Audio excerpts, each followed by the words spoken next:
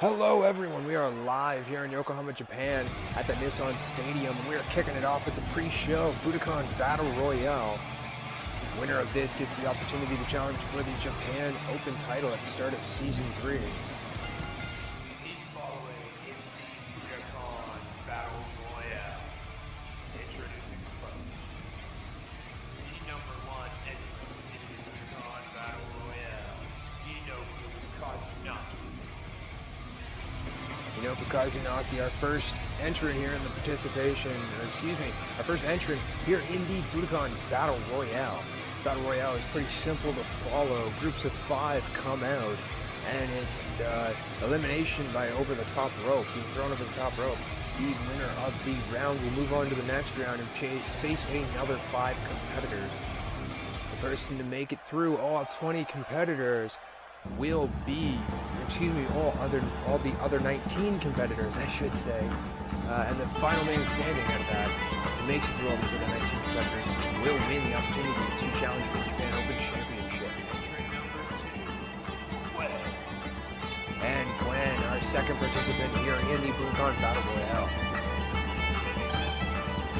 I'm curious who we are all going to see in this. I know of some that are going to be in this. We have some names that are known. We have other blank spots that could be anybody's guess who's showing up here at the Budokan Battle Royale to kick off Champions Hall 2.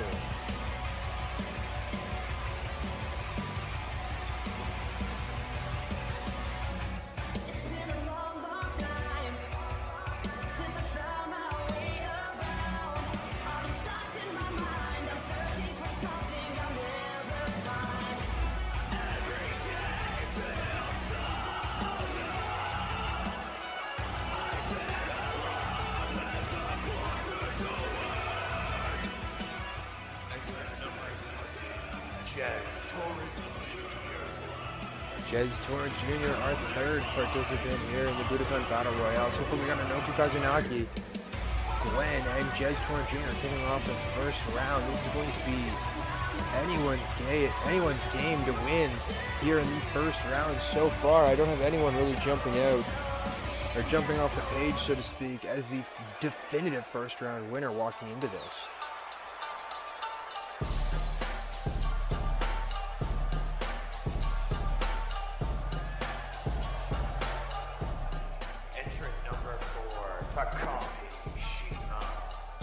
Shima, our fourth participant. It's good and bad entering in the first round. In the first round, you can really kind of set the precedent of how this match is going to flow.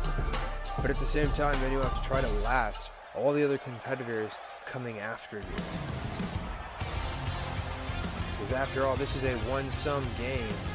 Only one person can walk away with this opportunity for the Japan Open Championship.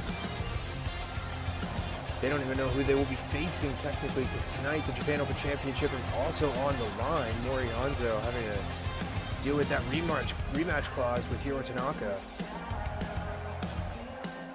Entrant number 5, Alpha Tiger.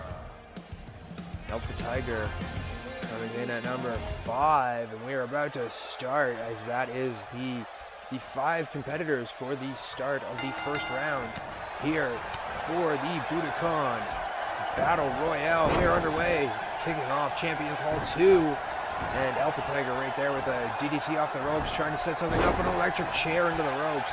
Meanwhile, Gwen going after Satoru Jr. Oh, wow!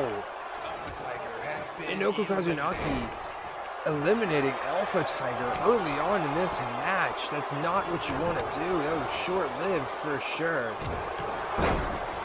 Chops there by Kazunaki, putting Shima down. Meanwhile, we got Satoru Jr. and Gwen still going at it, corner to corner this time. Meanwhile, Shima still going after Kazunaki, trying to push him against the ropes, but Kazunaki fighting back. Trying to, at least. Now he's stuck in the corner.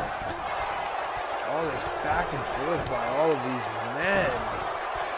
Just Right now, Gwen and Satoru Jr. just going shot for shot, it seems. His forearm smash is slowly pushing him across, and now going for those chops. Meanwhile, Kazunaki and Takamishima still going back and forth. Now Gwen has Satoru Jr. against the ropes, and he's trying to throw him out of the ring. Will he be able to? He's got him over. Trying to push him out with the foot, but no. Satoru Jr. with that elbow right to the shin. Oh, but what a German suplex there by Takamishima on Gwen, and now again on to Satoru Jr. Meanwhile, Minoku Kazunaki now going after Gwen, has him up, has him into the corner. Oh, what is this? Takamishima has him on the ropes and just took out Satoru Jr. And a kick right to the back of the head by Takamishima, right to Minoku Kazunaki. He's rolling over towards the ropes for some safety. Meanwhile, Gwen trying to battle Takamishima, going back and forth in the blue corner. Shot for shot, so to speak. They flip it around again. And now Takamishima trying to hit some kicks, but Gwen kicking out of that. And now throwing him over the ropes as he was dazed. Has been eliminated. Now it is down to Gwen and Minoku Kazunaki. And a clothesline. And it's now left to Gwen. Gwen moving on to our next round. Let's see who he is up against.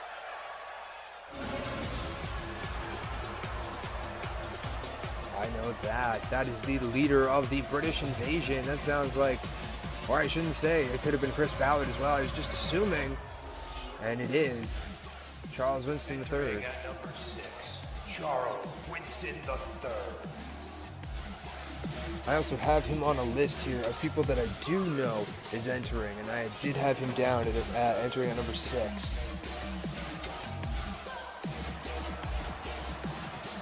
We'll have to see if he can capitalize on Gwen being kind of being worn down a little bit thanks to the start of this battle royale. We'll have to see who else he's up against, because I'm not sure exactly who all came in for the second round, like who all drew for the second round. That sounds like Hiro Shibata, and there he is, Hiro Shibata. Entering number 7, Hiro Shibata. Shibata, a strong junior weight here in Budokan Puroresu. Drawing number 7 into this battle royale. Will we be able to capitalize, take advantage of being the second round out of 4 rounds? That might be advantageous for him and everybody else in this round. And, oh geez, it is a legend. Number 8, Kenshi Inoki. Kenji Inoki, a legend from the independent circuit here in Japan. Excuse me, in Japan, not Japan, Japan. Making his, I guess his Budokan Puroresu debut. He is quite a legend throughout the independent circuit here. Well, especially on the smaller venues, a little bit of a deathmatch history amongst himself as well. And he was also a member of Pro Wrestling Bushido back in the day when it was around. We'll have to see how he can fare here in the Battle Royale. Entering at number 9, Chen Tito entering number 9 here at the Budokan Battle Royale. He's dealing with a few men who are bigger than him, with Kenji Inoki and Charles Winston III, as well as Gwen. Will he be able to handle that? I'm not sure. So far, he's coming in at as the smallest so far in this round. That could be great for him. He could be outmatched in speed, or it could be, excuse me, he might be, no one might be able to match him, I should say, in speed. But power and size, and this is not going to help him, as this is Cole Mercer coming in, the predominant heavyweight here in Budokan Puroresu. Drawing number 10, Cole Mercer. Cole Mercer drawing number 10, rounding out the end of round 2's entrances here for the Budokan Battle Royale. That first round was fairly short, I have to admit that. We'll have to see if this second round has more action, or if again people will be looking to eliminate people quickly. I could see that being a beneficial strategy for anyone here, as you can reserve your energy for the final round and make sure you really take it home. But here we are, we're at the start of the second round, and Gwen's being attacked by Hiro Shibata. Charles Winston III is after Chen Tito, and Kenji Inoki and Cole Mercer are fighting it down in the blue corner. Winston III trying to get rid of Chen Tito, has him up in the corner, and has him over the ropes, and he's now trying to push him out. Meanwhile, Mercer was trying to get rid of Inoki, but no, it did not work. Seems like Charles Winston III also failed to get rid of Chen Tito. Now Mercer is on the ropes, but Inoki leaving him alone, going after Tito, and taking Tito out with a clothesline. And now he has him up on the shoulders. He has Hiro Shibata up with that backbreaker. Torture rack into that backstabber, I should say, with them double knees. Meanwhile, now Winston III is going after Inoki, but Inoki fighting back and has Winston III in the corner. Meanwhile, now they're going back and forth. We have Mercer over there showing Shibata some classic ground tactics. Gwen now back to his feet, going after going after Winston III. Trying to capitalize. Ooh, what a snap brainbuster there by Hiro Shibata. And there's a snap cutter. Jumping cutter out of nowhere. Catching Gwen off guard. He's now got him dazed. Gwen, though, following through. Meanwhile, Inoki looking to not be eliminated here by Winston III. And Gwen trying to eliminate Hiro Shibata at the same time. No, both men failing to eliminate either of their targets. It is still a free-for-all right now, as 5 men remain in this second round. And now Gwen getting thrown over the ropes by Inoki, but hanging on and managing to slide back under the ropes, to make his way back into the ring. Inoki having to deal with Hiro Shibata, and now Inoki dangling. Will he be able to hang on? He does as well. This is a lot of back and forth, a lot of close calls here so far in the second round, but no one able to capitalize. Mercer, Northern Light suplex there too. Charles Winston III putting him down. And now Inoki breaking out of that hold by Hiro Shibata. And what a clothesline, putting Shibata down. The only junior weight in this round that's left. Everyone else here is a heavyweight. Gwen ducking aside from Mercer, but Mercer going back at him with a knee. And a knee by Winston III to Inoki as well. Slipping under and driving Mercer into the mat. What is Winston III doing? He was trying to set something up on Hiro Shibata, but Gwen going after him. And now Gwen having to deal with some kicks to the stomach. Meanwhile, Shibata going after Mercer. Both these men might be looking to try to gain that elimination. Gwen fighting out of the corner, though, on Winston III, while Mercer fighting out of the hold that Shibata had on the back of his neck. And there goes Charles Winston III. Gwen managing to hit that clothesline and getting rid of him. Well, Mercer now in the corner by Inoki. And it looked like Gwen was trying to figure out a way to throw Hiro Shibata right over the ropes, but Shibata breaking out of it. And now Shibata, oh, what a front flip powerbomb there by Shibata. And now Inoki going after the smallest guy in the ring, but Shibata with that reverse inverted DDT. Now he has Inoki back up and dazed. Has him by the back of the neck, trying to put him on the ropes. He has him. This could be a good move. And he takes out Kenji Inoki. Has been eliminated. The smallest guy in the ring just took out the biggest guy in the ring. And now he has Gwen also on the ropes. He's punching Gwen, though, to try and knock him out. Gwen's fighting back and manages to get back inside. Now Shibata getting thrown over the ropes by Mercer, and Gwen finishing the deal. And now it's Mercer and Gwen. We're down to the final 2 of the second round. Picking it back up after dropping him off the ropes. Trying to set up a cutter, but no! Almost knocks him right out over the ropes, that clothesline. But Mercer managing to hold on. And now a Northern Light suplex to put Gwen down. Picking him back up, trying to take advantage, but Gwen sweeping the legs. Putting Mercer back down, trying to take advantage by picking him back up. But Mercer with that shoulder tackle. Both these men going back and forth, not wanting to lose this round. Both of them wanting to move on to round 3. And now Gwen in a predicament. And there's the clothesline, and Gwen has been eliminated. Cole Mercer has won the second round, but he still has another 2 rounds to get through in order to become the contender for the Japan Open title at the start of Season 3. And looks like he's going to have a bit of a challenge walking into the 3rd round with now Chris Ballard coming in. Entering at number 11, Chris Ballard. Chris Ballard just watched his superior get eliminated just in that last round, with Charles Winston III being eliminated. And I imagine Chris Ballard will be looking to gain some retribution on those that were involved in the round that his leader was eliminated in.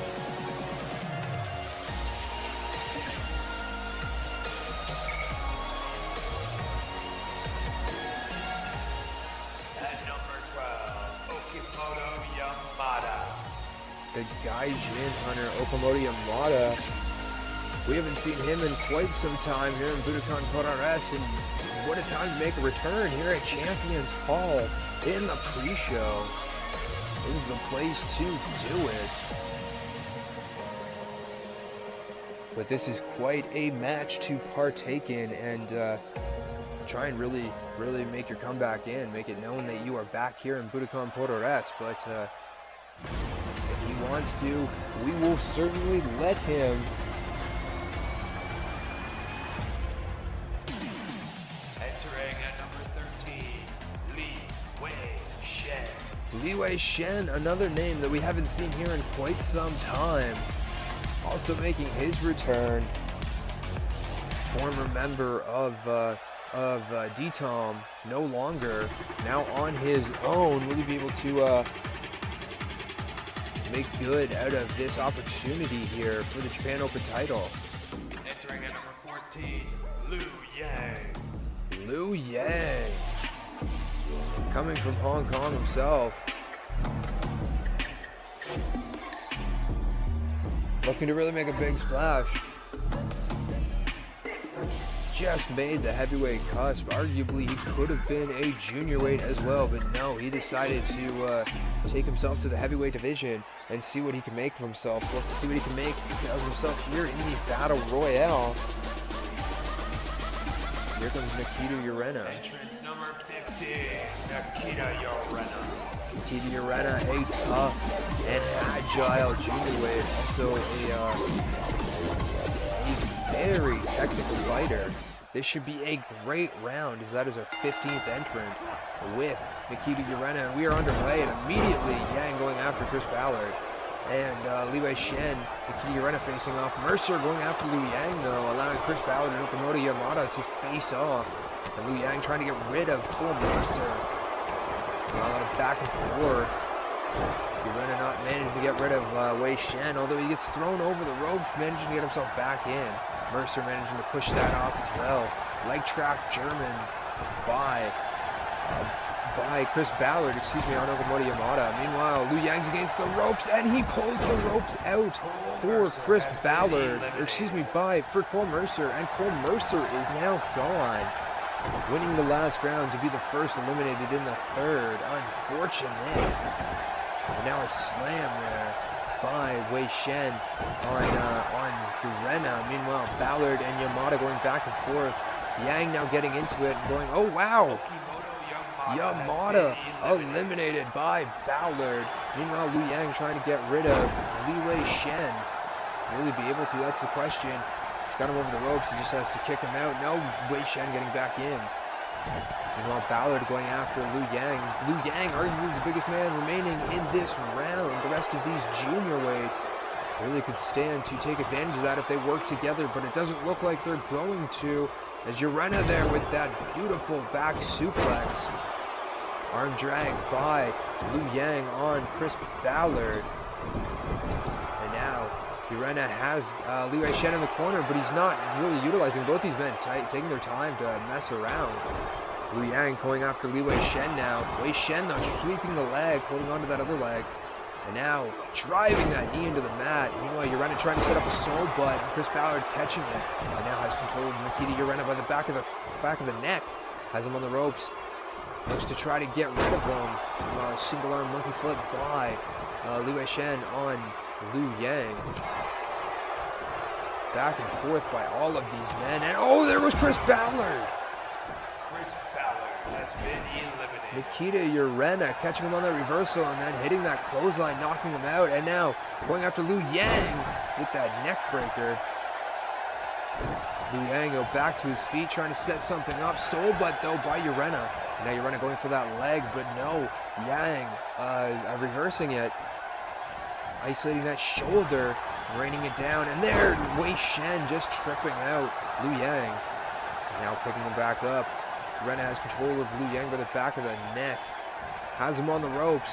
It's not where you want to be. I know he reverses it. Nikita Urena getting eliminated. Leaving Liu Shen and Liu Yang to fight it out to see who can make the final round here for us. Nearly getting rid of him, but no, Liu Yang fighting back, and now Wei Shen getting thrown into the corner. Yang following through with a series of shots, but no. What a reversal and a roundhouse right to the back of the head. And now picking him up. Oh! Into that neck breaker there. Sweeping the leg though. Yang not giving Wei Shen any opportunities. And now a Northern Light suplex by Yang, working the body. Picking him back up. This might be the opportune time to try to get rid of him, but no. European uppercut to break it up. And now he has control of him up on the top of, up on his shoulder, trying to throw him over the ropes. Will he be able to? Will he be able to eliminate Liu Wei Shen? Or excuse me, will he be able to eliminate Liu Yang? And the answer is no, unfortunately not right there. And now Liu Wei Shen getting thrown into the corner by Liu Yang, fighting back. Both these men really wanting to give it their all and walk away the winner of this round and on to the final round to then possibly win this battle royale. The question is, who's going to give in first? That's the question. What a sidekick right there to the stomach, but Liu Shen with that soul butt crosses the legs with that leg trap and driving him down. What a driver. Will he be able to take advantage of Liu Yang being dazed? I certainly hope so. Making that move worth it for himself, and there's the clothesline. Liu Yang being eliminated. Has been eliminated. Leaving Liu Shen to move on to our final round of the night. This is where you want to be. This is where it all counts. These are the lucky ones. Entering at number 16, Jotaro Santoya. As I was saying, these are the lucky ones like Satoya here who drew into the final round. You have to be pretty blessed for that. Oh, wow. Katsuyori Ogata. Entering at number 17, Katsuyori Ogata. The man never turns down an opportunity, that is for sure. A top heavyweight here in Budokan Puroresu, also throwing his hat into the Battle Royale to see if he can also gain that opportunity for the Japan Open. Wow. If I was to place money on this fight tonight, this would be the man I'd put money on right here. Katsuyori Ogata, what a top star entering into this fight.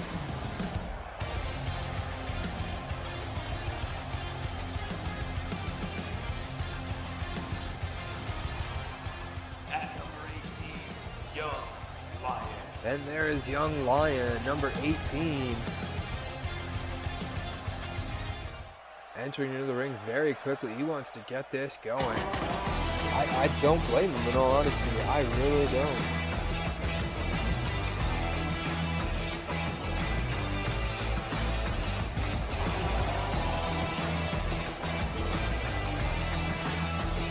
Wow. I am surprised he's here. At number 19, Koji Tuji. Another legendary fighter from the independent wrestling circuit. Honestly, I'm surprised he's here. He's coming out of retirement for this match because he's actually been retired for a few years now. Koji Teji has been, but he's here tonight at the Budokan Battle Royale, kicking off Champions Hall 2, one of our biggest shows in the history of Budokan Puroresu.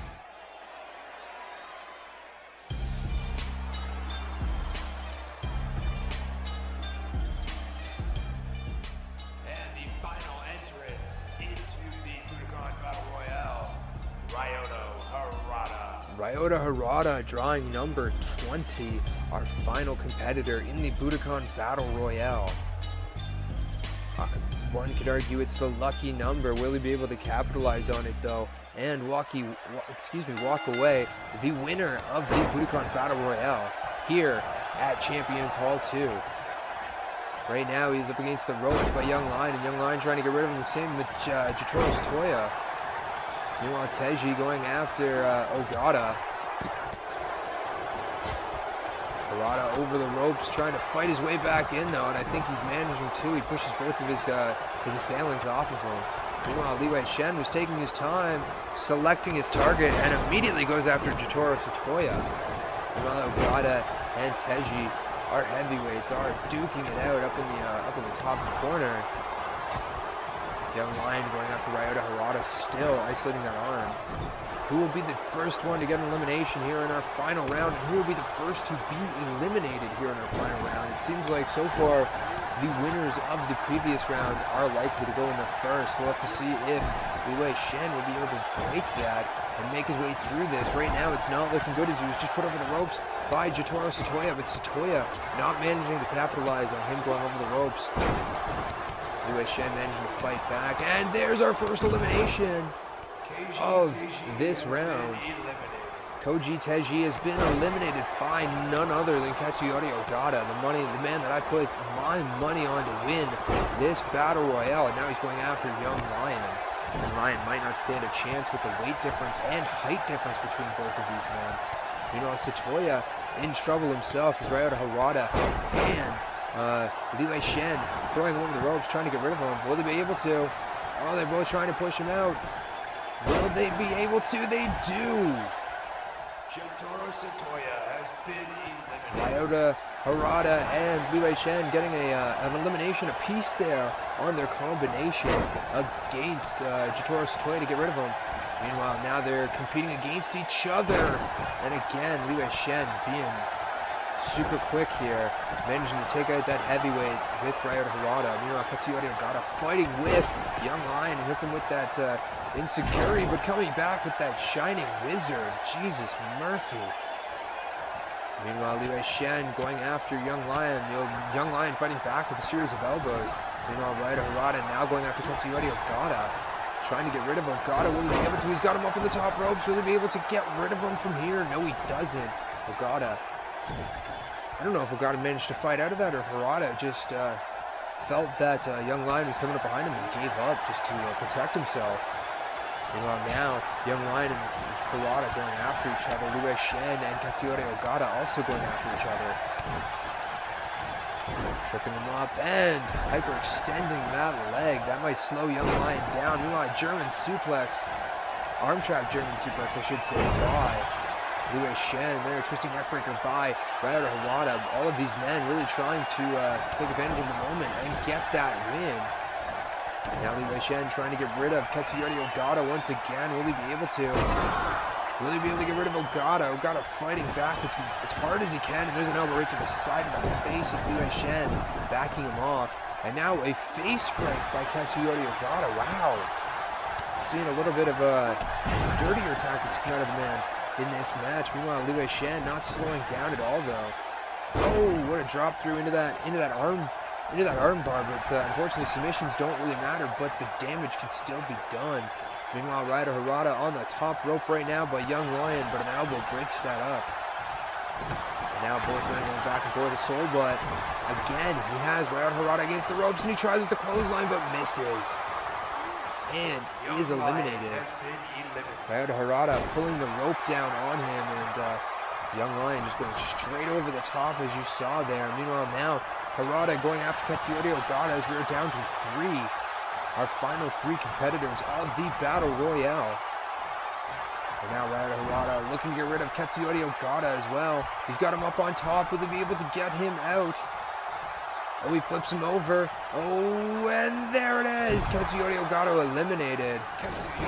Well, thank goodness I wasn't actually a betting man, because I would have lost money right there, as that was my bet to win this fight. But we are down to a final 2. Li Wei Shen, the junior weight, and Ryota Harada, a former Japan Open top competitor, and there it is. The winner of the Budokan Battle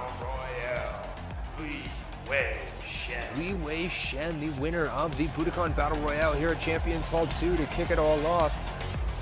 Taking a look at some of the action, it was a lot of quick hits in the beginning, but then that ending, that final round, what a final round that was. The last two rounds actually, in my opinion, really started to heat up, but that final round, wow, that final round. What a win for Wei Shen though, congrats to him. He will get the opportunity at the start of Season 3 to challenge for the Budokan Japan Open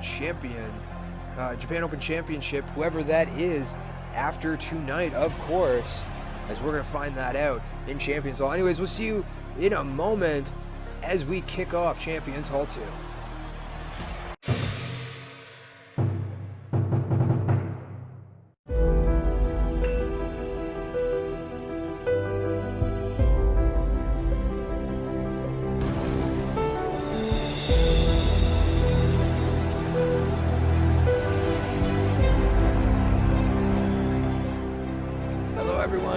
Welcome back. We are live now for Champions Hall 2. The wait is over. The pre-show is done.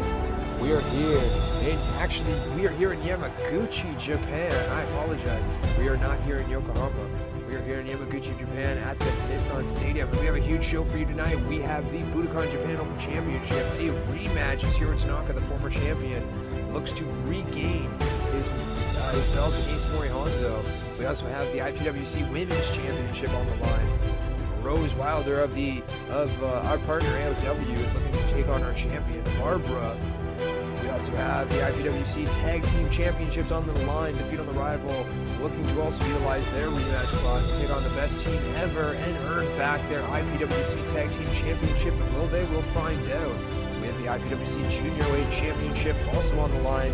Kenshi Satoru, also using his rematch clause to go after GONZO.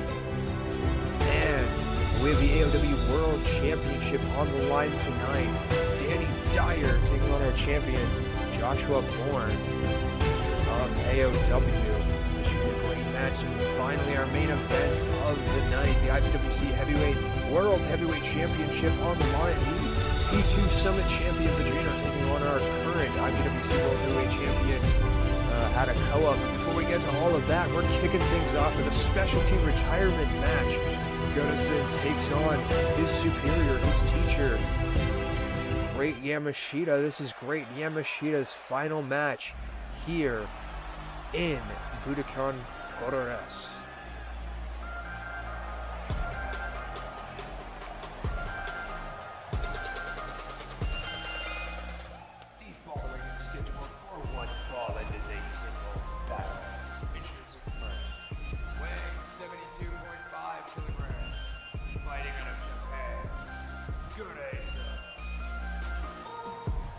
GURIESON coming in as the student here, looking to get the torch passed to him by his master, his teacher, the Great Yamashita. Great Yamashita took him under his wing early on in GURIESON's career and pretty much taught him everything he knows.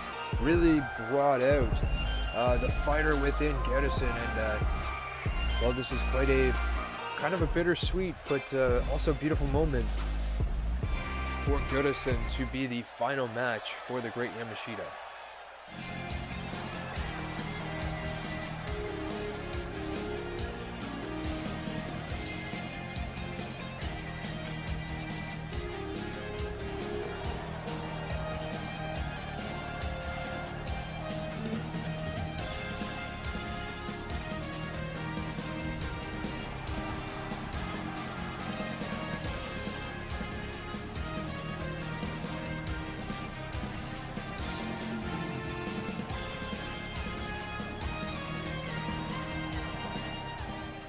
Opponent, weighing 93 kilograms, fighting by way of Japan, the Great Yamashita. The Great Yamashita making his way down for the final time as a competitor here at Budokan Puroresu. Taking a moment to take in that ring one more time before stepping in.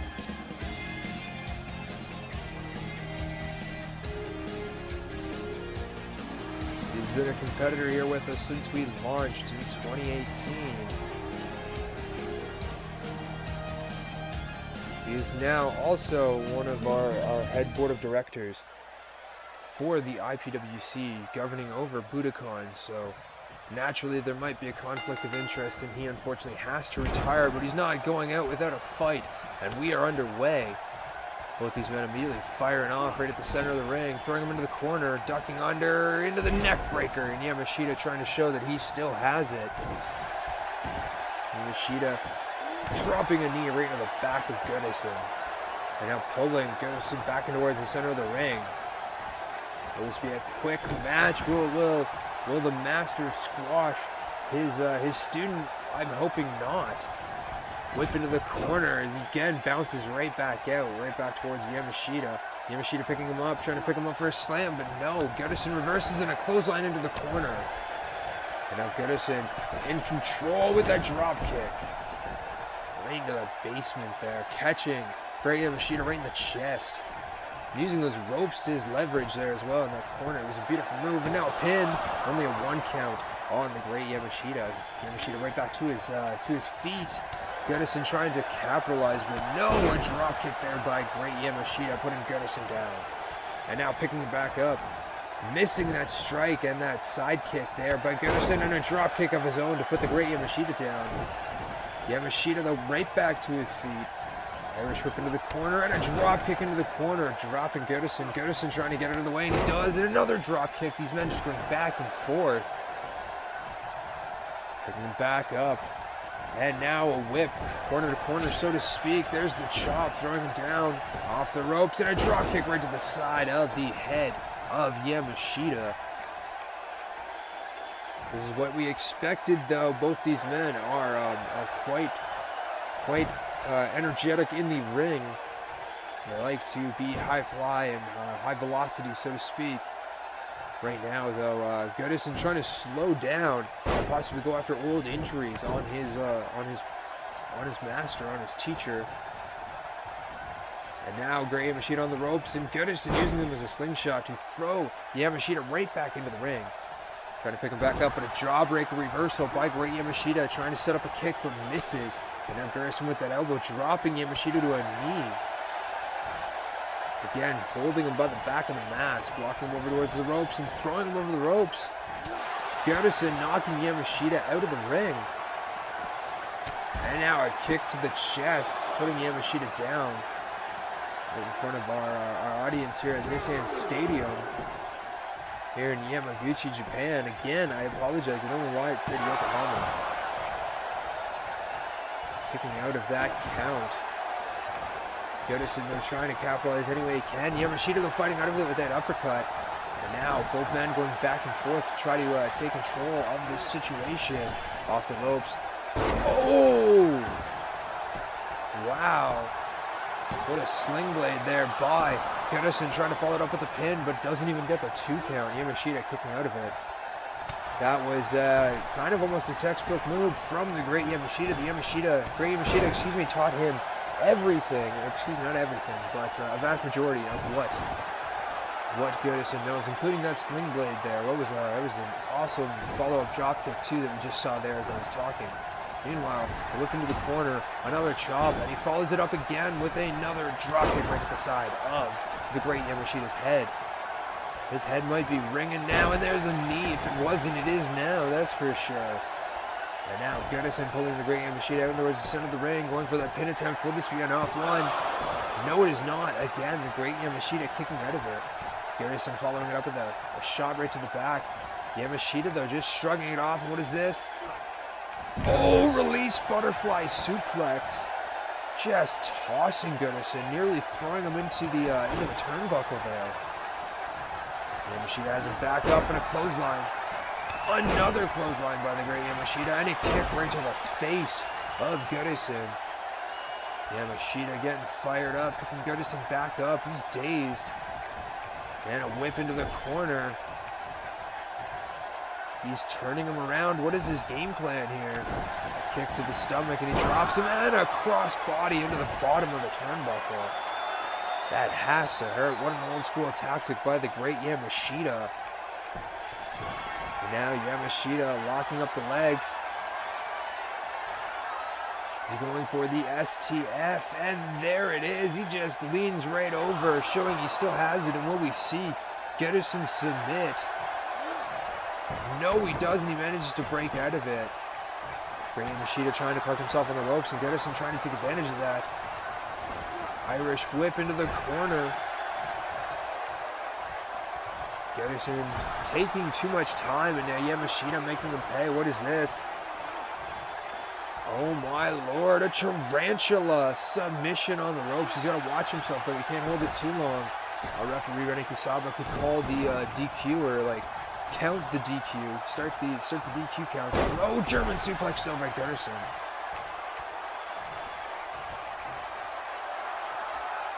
Waiting for Yamashita to get up. Yamashita though still dazed.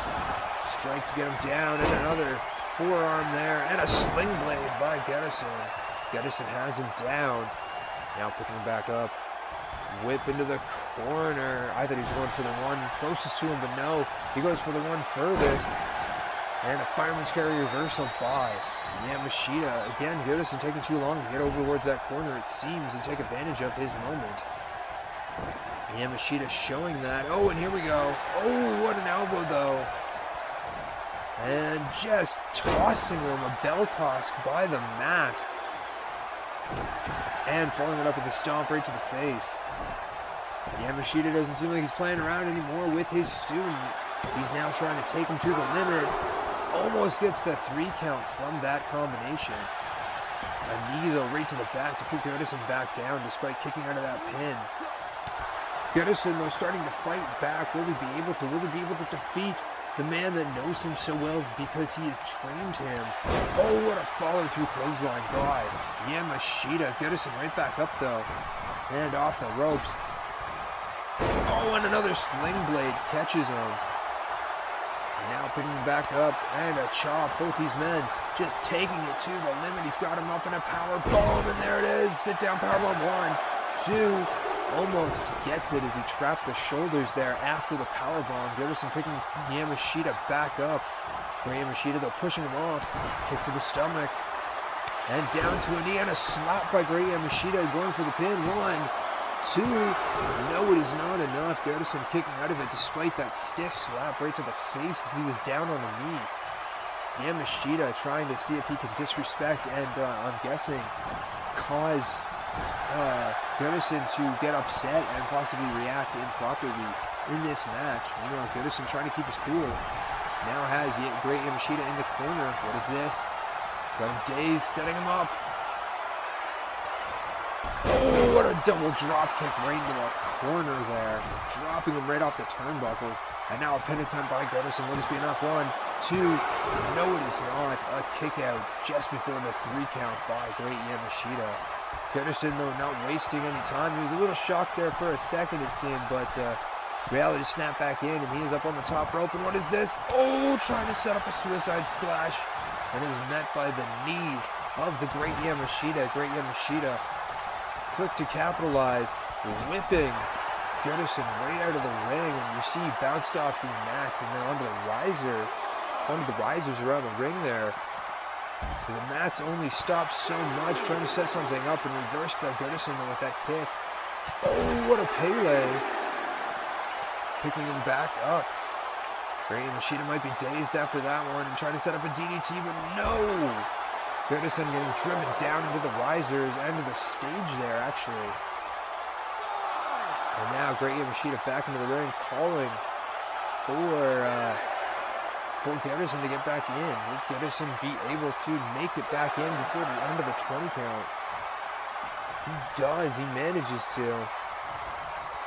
He has Great Yamashita up on his shoulders too, and oh, what a knee right there. Catching him, and you saw him bounce awkwardly off the ropes. It looks like Great Yamashita might be done. He's not moving anymore. And it looks like we're going to see Geruson's double stomp. Oh, Jesus Murphy. This could be over right here. That would be unfortunate, as I imagine Great Yamashita would want the win for his final match, but here it is, 2. And he manages to get the shoulder up just before there's 3. We can see Geruson just utterly shocked. Honestly, I would be too. I'd be pretty shocked at that as well. But he's not done. Oh, what a complete shot there. Just dropping. Great Yamashita face first. Trying to go after him, but Great Yamashita fighting back with that shot to the stomach. And now he's back up to his feet, ducking that forearm though, and Garrison with that side kick and a drop kick right to the face of Great Yamashita. Picking him back up. Whip into the corner and then run over the referee. But both these men, I doubt both these men would really take advantage of that. Instead, they would probably wait for Renny Kasaba to get back up. With these men fighting for control in the corners. Oh, what a chop. And again, lining him up for another drop kick right to the side of the head. You have to wonder, there must be some swelling and some bruising definitely underneath that mask. And underneath all that face paint that's underneath that mask. Whip into the corner, and another chop, and he's setting it up for a fourth time, and there it is. I'm surprised. At this rate, we haven't seen a stoppage for a possible concussion. Goodison feeling it. He is, I think he's thinking he's going to defeat his superior here tonight, and another double stomp right there, following it up with a kick, but no. Great Yamashita catches it, and a Snapdragon twist, a Snapdragon leg screw.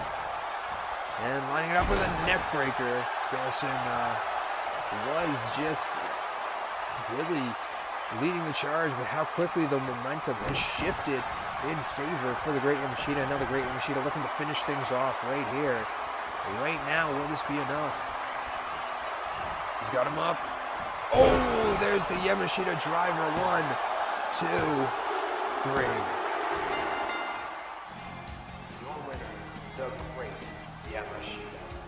Great Yamashita with a great final performance and an amazing victory. Taking a look at some of the action. Him and Garrison went toe for toe. What an amazing match between both of these men.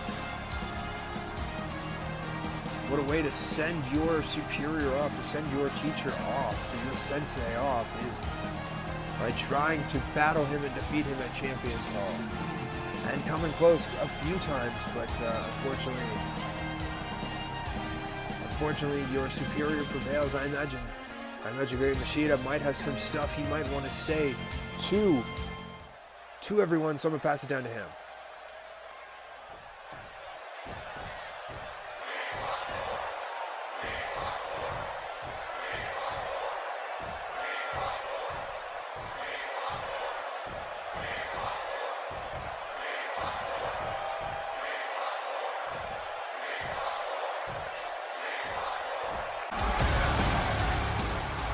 Wow, that sounds like HADOKOA's music.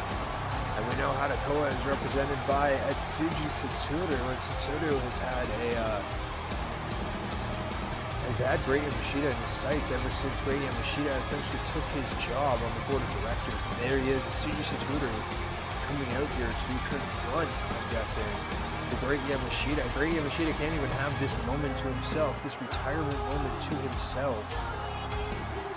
Looks like Atsuji's going for it, Mike, so I'll pass it back down to them.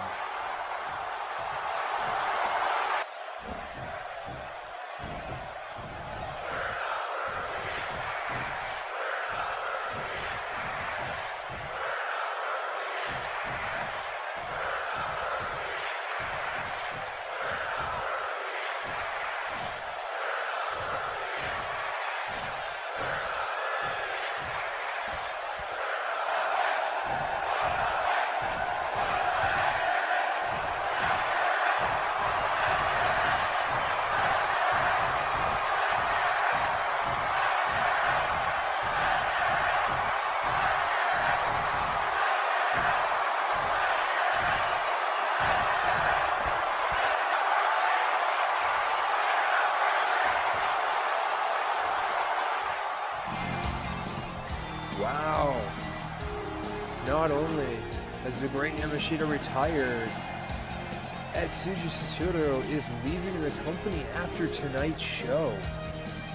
I don't know what that means about who he manages or about his son for that matter within Budokan Puroresu, but he is leaving after tonight. Great Yamashita will have no more battle to fight with Etsugu Satoru. In fact, he wished him well. He was just frustrated at the board and how they took his position. But we are going to be moving on to our next battle tonight at Champions Hall 2. It is Hiro Tanaka fighting our champion, Mori Hanzo, for the Budokan Japan Open Championship. Now we begin our championship matches. The first one, of course, as I mentioned, is the Budokan Japan Open Championship, but after that, it is nothing but the IPWC and AOW Championships on the line for the remainder of the night. The following schedule for one fall is for the Budokan Japan Open Championship. Introducing first the challenger. Weighing 99 kilograms, fighting out of Tokyo, Japan. He is a man called Hiro Tanaka. Hiro Tanaka, the former multi-time Budokan Japan Open Champion, one of the longest reigning and most successful Budokan Japan Open champions that Budokan has seen in the history of that title. Recently lost it to Mori Hanzo at Phase 2 Summit. Looking to get that opportunity for the rematch here tonight.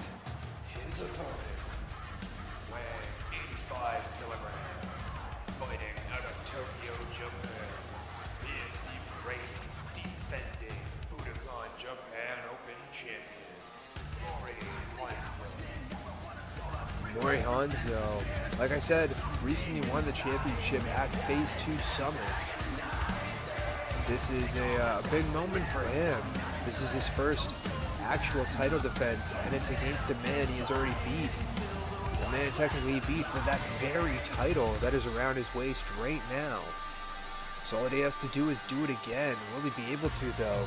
Mori Hanzo is a formidable champion, but we've seen that Hiro Tanaka is probably one of the most versatile Budokan Japan Open champions we've ever seen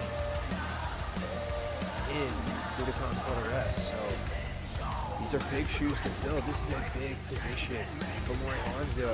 This is a big opportunity for Mori Hanzo. If he can prove himself here tonight with another successful win over Hiro Tanaka for the Japan Open Championship, it will very much solidify himself as a competent champion here in Budokan Puroresu. And there you can see our referee taking the belt and showing it first to the champion and then to the challenger, and now making it official. There is the Budokan Japan Open Championship. That is what is on the line. Both men are ready. Hiro Tanaka in the red corner, our champion Mori Hanzo in the blue. There is the bell, and we have 60 minutes on the clock if they need it.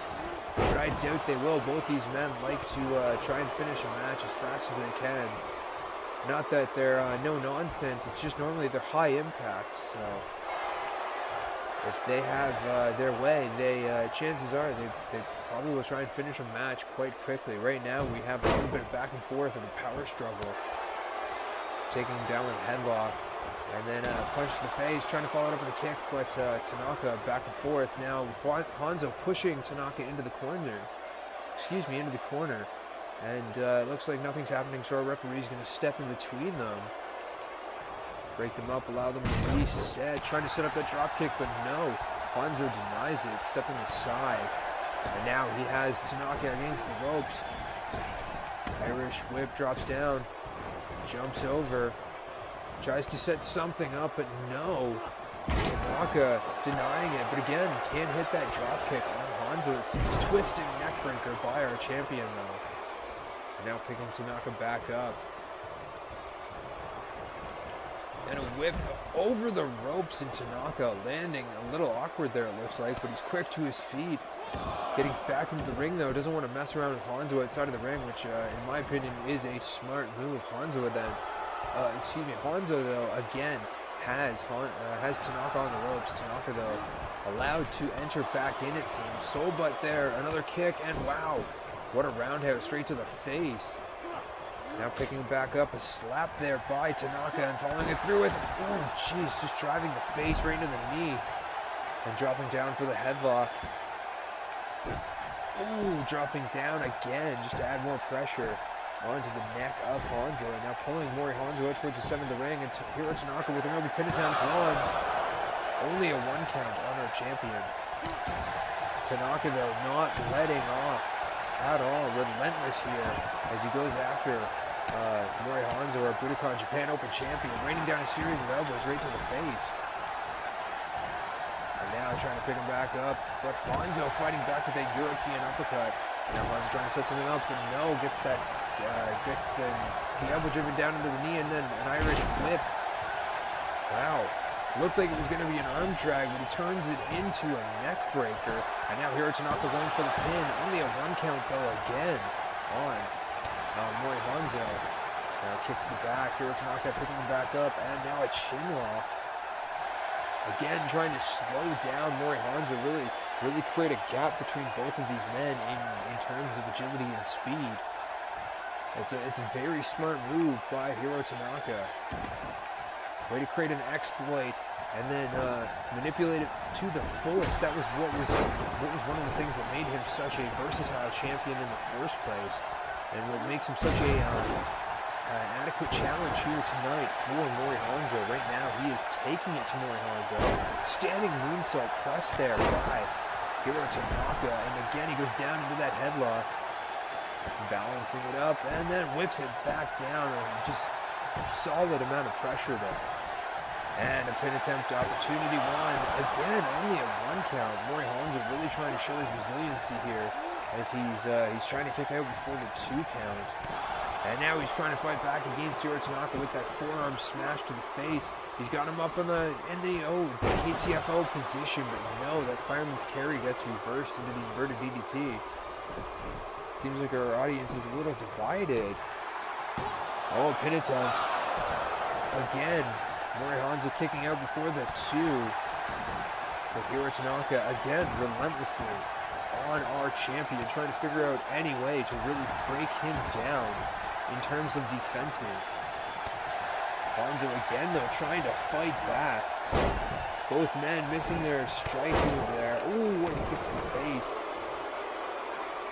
It seems like the audience is a bit split on whether or not they want Mori Hanzo to retain his championship, or whether or not they want Hiro Tanaka to gain his championship back. There's a soul butt, though, by Mori Hanzo with the ropes and a drop kick, and he pops up into another drop kick and twisting around into that neck breaker.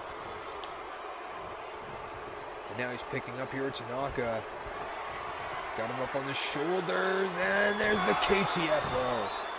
And Hiro Tanaka not down. We saw this before, and there's that penalty kick catching him right to the face. And now a pin attempt. Will this be it? No, it is. Wow, it is not. Hiro Tanaka immediately kicking out, but not getting back to his feet. I think that was instinctual. Oh, what a clothesline after locking up the arm like that.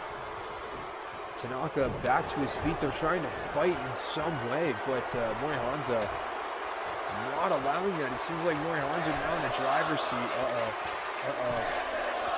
Is he really going to try and do this? He is. Superplex out onto the outside risers.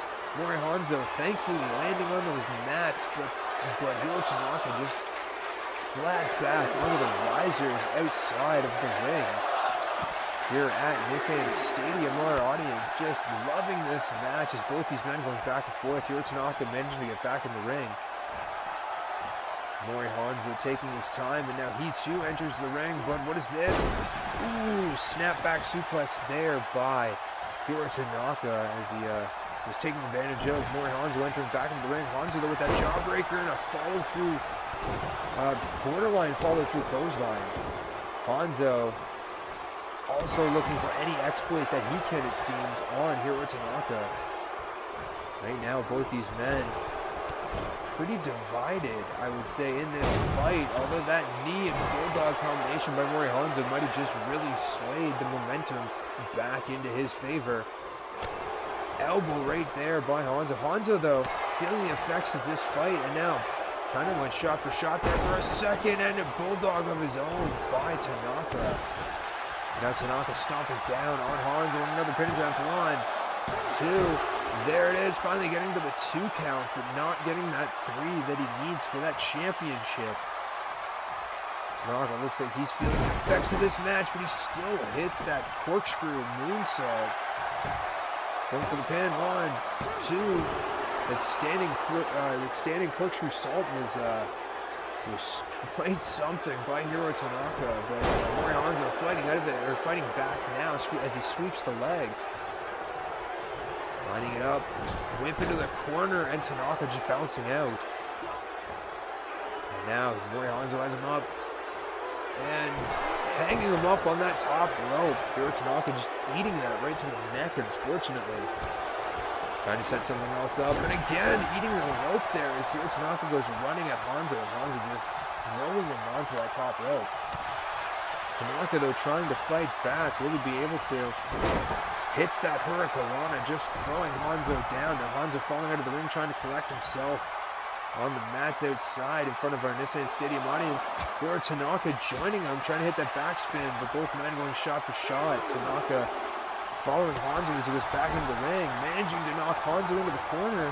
And now they go corner. Oh, I thought he was going corner to corner, but instead he holds onto that wrist and makes Hanzo just eat it. Eat that knee. There is Hanzo against the ropes. And again, Irish whip. Oh, and there's that arm drag into the neck breaker again by Hiro Tanaka. And now Tanaka trying to fight, but Hanzo has him up on the shoulders.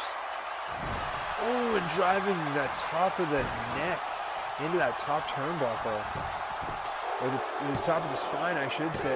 Pin attempt, almost a 3 count, but not enough for our champion, as Hiro Tanaka managing to kick out, showing his resiliency this time. Hanzo with the whip, trying to set something up, and an arm drag reversal by Tanaka, and then Tanaka has him up, and there's that kick right to the face, just dropping him down under the double boot. And now pulling him out towards the center of the ring. This could be it for Mori Hanzo. Will this be it? 1, 2. No, he manages to get that shoulder up just before the 3. You can see Hiro Tanaka a little bewildered that Mori Hanzo manages to kick out of that move. Oh, there's the elbow though by Mori Hanzo, trying to push Hiro Tanaka away from him. And now what is this? He's got him up. Oh, a KTFO out of nowhere, and another penalty kick. Hiro Tanaka, they're rolling out of the ring, get out of the way of the further damage from those kicks and knees, ringing him off the top rope, and coming back in for that cutter. And here it could be over now. 1, 2, and again Tanaka managed to kick out just before the 3 count. I think Hiro Tanaka is trying to figure out his options, how to move forward. He's hitting Mori Hanzo with everything. Mori Hanzo getting back up and hitting that clothesline. And now it looks like Mori Hanzo calling for the end. Hiro Tanaka slowly rising to his feet, getting picked up into that fireman's carry, and here it comes, the KTFO. And we went towards the center of the ring. This has to be it. This has to be over. 1, 2. Wow. Hiro Tanaka managing to get his shoulder up just before that 3. Mori Hanzo can't believe it, but Mori Hanzo going up to that top rope. This was kind of the combination that worked last time for him, but oh wow, no, he's changing it up this time, telling Hiro Tanaka to rise to his feet. Oh, tries to set up the drop kick, but Hiro Tanaka saw it coming. It was, you saw that coming a mile away. Mori Hanzo was sending out smoke signals essentially for that one. Pin attempt, 2, not enough for Hiro Tanaka. Mori Hanzo is going to have to take a bigger beating than that. Slipping around to back control, and the Olympic slam by Mori Hanzo. You can see our referee a little concerned about the condition of Hiro Tanaka after that slam, but it seems like everything's fine. Mori Hanzo kind of targeting that back and that shoulder too, it seems, which is a smart move. That might have been why the referee was slowing down the match, why he was checking on Hiro Tanaka. Hiro Tanaka, though, again with that chin lock, trying to slow down Mori Hanzo. Mori Hanzo, it seems like he's been able to match and be quicker than Hiro Tanaka. And Hiro Tanaka, I'm pretty sure, is not used to that. I'm pretty sure Hiro Tanaka is used to being in the driver's seat in terms of agility and quickness. But tonight, it seems like it's Mori Hanzo that's in that driver's seat. And there's that drop kick, trying to fight back on Hiro Tanaka. Tanaka, though, with a series of strikes. Hanzo, though, ducking that strike and hitting him right in the back of the leg. What is this? A belly. And now picking him back up. Tanaka a little dazed, but not dazed enough to let that kick happen. Both these men again going back and forth. I'm not sure what Mori Hanzo was planning on doing there. I think he was trying to use the turnbuckle to his advantage, but failed. And now it looks like Hiro Tanaka is going to try and take advantage of that. As I'm opening the top turnbuckle, Mori Hanzo fighting out of it. Again, though, trying to push him back into that turnbuckle. Hanzo managing to break out of it, though, with that flying forearm. Putting down Hiro Tanaka, now pulling him out towards the center of the ring. Hanzo, what is this? A falling fist right to the face of Hiro Tanaka. And now going for something else, but Tanaka feeding him an elbow right to the face. Now Tanaka back up. Oh, what is this? What a hurricanrana. And now he's going for the pin off of it. Will this be it? 1, 2. Almost, but not enough. Nearly got the surprise victory there over our champion with that running hurricanrana out of nowhere. And now Hiro Tanaka throwing him into the corner. Mori Hanzo bouncing right out of it.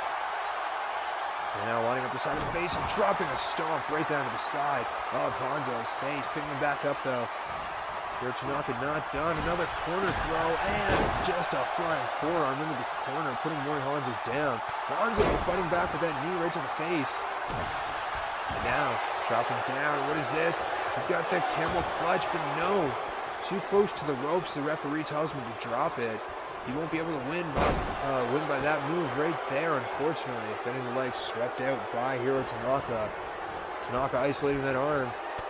And stomping down on the hand of Mori Hanzo, trying to break the fingers or break bones within the hands, and there is a lot of bones within your hand. So that is a good tactic. Catching the leg, though, and Hanzo isolating the single leg, but again, too close to the ropes for the submission win. Hanzo, though, another opportunity he sees, and again he goes up to the top rope. And what is this? Oh, tries with the dive, and he actually catches Hanzo, but Hanzo not paying attention, and now Hanzo's down. Or excuse me, Tanaka, excuse me. 1, 2, 3. Your winner and still the Budokan Japan Open champion, Mori Hanzo. What a win. I think that suicide dive at the end actually knocked Mori Hanzo possibly unconscious. But taking a look at some of his action, there was a lot of back and forth by both of these men. It was a great match for both of them. What a title defense by Mori Hanzo. But Hiro Tanaka brought a valiant effort to tonight's match, really putting on quite a show, both of them. I would have to admit, Hiro Tanaka did not look bad. In fact, after this, I would assume that he might be actually looking to go after the the IPWC Juniorweight Championship, or excuse me, the IPWC World Juniorweight Championship. I can see him wanting to after that, after such a successful reign with multiple reigns with the Japan Open Championship. But for right now, tonight is Mori Hanzo's night, and there he is. Our victory here tonight here at Champions Hall 2, defending his Budokan Japan Open Championship successfully, and defending it against none other but one of the most successful Japan Open champions, Hiro Tanaka. Congrats to Mori Hanzo. We'll have to keep you updated on Hiro Tanaka and how he is, if he's alright or if he possibly suffered an injury. But again, congrats to Mori Hanzo, our Budokan Japan Open champion, on a successful title defense here at Champions Hall. We're going to be moving on, though, to Rose Wilder and Barbara for the IPWC Women's Championship. This should be a great match. I can't wait to get this one started. Let's go. Rose Wilder, a big name from AOW, here tonight to challenge Barbara for the IPWC Women's Championship. This should be a great match. The following is scheduled for one fall for the IPWC Women's Championship. Introducing first the challenge. Weighing 58 kilograms. Fighting out of Vancouver, British Columbia, Canada. Rose Wilder. Rose Wilder, like I said, comes from the Association of Wrestling. based out of the United States, one of our partners. We will later also have Joshua Borne versus Danny Dyer for the AEW World Championship. That's also from the Association of Wrestling Partners. AEW, they have a different caliber of talent over there that we love to see here in Budokan Puroresu. Some top talent there. Thus, we have Rose Wilder challenging Barbara tonight. Weighing 53.5 kilograms. Fighting out of Niagara, Ontario, Canada. She is the reigning, defending IPWC Women's Champion, Barbara coming out here with the IPWC Women's Championship around her waist. As I was saying though, Rose Wilder, a big name from the AEW Women's Division, here to challenge for the IPWC Women's Championship. Just shows you the level that Rose Wilder is at, that she can show up at another company and challenge for their title. But the Association of Wrestling is one of the top tier American factions, American companies out there. There is our referee though taking the IPWC Women's Championship, showing it to our champion and to our challenger Rose Wilder, and there it is. We're about ready to start this. 60 minutes will be on the clock if both of these women need it, but I imagine this might be short and sweet as both these women like to fight pretty intense. And there we go, Rose Wilder coming out of that red corner with that kick to Barbara, but Barbara fighting back with an arm drag. She came out of the blue corner with the chevron, the black and white chevron, kick pads on her boots. But right now, Rose Wilder really bringing it to her there with that dragon leg screw and then a kick to the chest. But a fireman's reversal by Barbara. And trying to throw Wilder up, and Wilder catching herself and bringing it back around for a DDT against Barbara. And now has her back up, whip into the corner. Oh, what a clothesline by Wilder. Stalking over her and looking for an early pin attempt. Will this be it? One. No, it's not even a one count. Barbara kicking out right away. And then back to her feet with a kick to the stomach against Rose Wilder. And now throwing Wilder into the corner. Oh, a strike to the back. And she's got her in the pump handle. And, oh, just a backbreaker there off the knee and a pin attempt. One. I thought she was too close to the ropes, but apparently just out of reach to get a pin attempt, but only a one count on Rose Wilder. Wilder pushing out of that attempt, but getting hung up on that second rope there with that drop toe hold. And now off the ropes. Oh, what a hip check. Right to the back of the head of Rose Wilder, cutting off her oxygen flow by kind of choking her out there on the second rope. Rose Wilder, though, trying to fight back here, and looks like she's being successful with that suplex. Now a kick to the back. Barbara back up though, trying to again take control of this match, but Rose Wilder really trying to fight here. Kick to the stomach though by Barbara, and a cross body to put Rose Wilder down. And now Barbara going for that arm with that arm bar, trying to stretch out the ligaments and possibly injure a limb. Find a weak point here on Rose Wilder. Both these women trying to bring their A game. Rose Wilder, like I said, really trying to set a precedent here for the AEW Women's Division against the Budokan Women's Division. Especially with the championship on the line, that would be quite a feat for her to take that back to AEW in the United States, the IPWC Women's Championship title. So I imagine Barbara's working with all of her might to try and figure out a method to bring down Rose Wilder. Right now, the Wilder in control. As I say that, though, Barbara raking her face and going again with the cross body, connecting. And now, stretching out those arms and those shoulders. Looks like a wishbone-style position. The referee looking for any sign of submission or injury from Rose Wilder. Wilder, though, kipping up after being released and just clotheslining Barbara. Wow. That came out of nowhere. And now picking her back up. Whip into the corner. Oh, missing though, and just connecting with that top turnbuckle, face first, and now Barbara throwing Rose Wilder into the corner, and a snapback suplex, going for the pin, bridging it one. Only a 1 count as Wilder managed to get the shoulder up. And now, Barbara playing with the audience here at the Nissan Stadium here in Yamaguchi, Japan. Oh, what a kick to the stomach. Rose Wilder has her up in a powerbomb position. What is her game plan? Oh, and a buckle bomb to our IPWC Women's Champion. Barbara, though, getting out of the way, trying to use the outside of the ring to her advantage. So far, it seems like it has worked as she gets the lockup, but not capitalizing on it suddenly. I don't know why. And, oh, missing the drop kick, though, there by Rose Wilder. And now Barbara trying to take advantage of that with a series of strikes. And now setting her up. No, a reversal into a neck breaker by Rose Wilder. Wilder here needs to really take advantage of the moment, as this has been really back and forth. So if she can keep the momentum swing in her favor and really take advantage of it when it's in her favor, she might be able to walk away with the victory. But Barbara back to her feet, whip reversal into the corner, and Barbara with the monkey flip, just tossing Wilder. And now again playing to her audience here at Nissan Stadium. Barbara with another pin attempt. Only a 1 count again on Rose Wilder. Wilder slowly getting to her feet though that time. Taking a bit more effort, it seems. Hurricanrana there by Barbara. Oh, trying to set up a drop kick, but Wilder pushing it aside, but can't get aside from that cross body that Barbara throws at her. Barbara, one of the taller women here in the Budokan Puroresu women's division.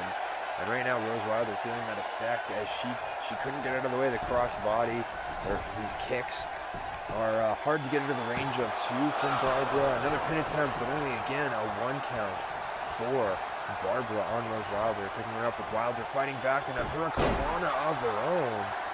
Really had to jump there. That was some athleticism by Rose Wilder. Wilder trying to set up a sidekick, no. And now, Barbara using the ropes to her advantage as a submission position. Thankfully, though, the ref did not call a disqualification. That was a nice shining wizard there by Barbara, connecting right to the face of Rose Wilder. Now throwing her into the corner, trying to set up another double knee there, or possibly set up the monkey flip. And what is this? Oh, a backbreaker by Wilder, putting her down. And now Wilder playing to our Nissan Stadium audience here in Japan. Oh, what an elbow. Another flying forearm. And a kick right there, connecting to the face of Barbara, putting her down. And now Rose Wilder trying to stomp her out, but no. Barbara says, getting back up. And what is this? Barbara locking up and up. Now flipping through into that power bomb, going for the pin. 1, 2. I guess that'd be a tiger bomb. And now Rose Wilder fighting back with her own snap brainbuster there on Barbara. I don't think Barbara had enough time to really try and prep for that, so she might be feeling the effects of that right now. She looks a little dazed. And right now it looks like Rose Wilder taking advantage of that with her own sleeper, it looks like. Arm trap sleeper hold. Meanwhile, or a modified sleeper, I should say. Barbara managing to break out of it. What is this? Again, though. Popping up, and Rose Wilder catching her with that DDT. Barbara outside, scaring away members of the IPWC board who are watching over this championship match here tonight. Trying to roll her up with the pin, but no, too close to the ropes, and the ref refusing to count, because if you get that close to the ropes, you're well within rope break position, so there's no point in trying to make a call. Barbara, though, not done. Talking smack to Rose Wilder as she's down, pulling her a little bit farther away, but again, taking too long, and Rose Wilder immediately just throwing up that shoulder. Picking her back up, whip into the corner once again. Barbara slowly taking her time, stalking over, although a series of European uppercuts right to the face. And now whip across to the other turnbuckle. Oh, and another European uppercut. And again, going coast to coast. And another European uppercut. Oh, and what a drop kick off the ropes. Barbara, I think, really getting into a groove right now. Ducking under. Oh, what a German suplex into the bridge. 1, 2. Almost gets it again, but Wilder managing to break out of that bridge. Barbara now trying to go for shots. Shot for shot, but Rose Wilder not wanting to play that game, immediately throwing her into the turnbuckle. Now turning her around. Oh, a kick to the stomach, and this is the type of shot for shot I think Rose Wilder wants to play. She has Barbara hung up on the bottom rope, and a drop kick knocking Barbara right back in. What a combination by Rose Wilder to our champion. Going for the pin attempt, will this be enough? 1, 2. No, it is not. Barbara getting the shoulder up just before the 3, but showing the effectiveness of that combination. Oh! Moonsault off the second rope, but launches a little too far and misses Barbara and just eats the mat. Luckily, Rose Wilder able to recover before Barbara was able to get to her feet, but Barbara not wasting any time, and oh, what a neck breaker off the knee, going for the pin. 2, 3, she gets it.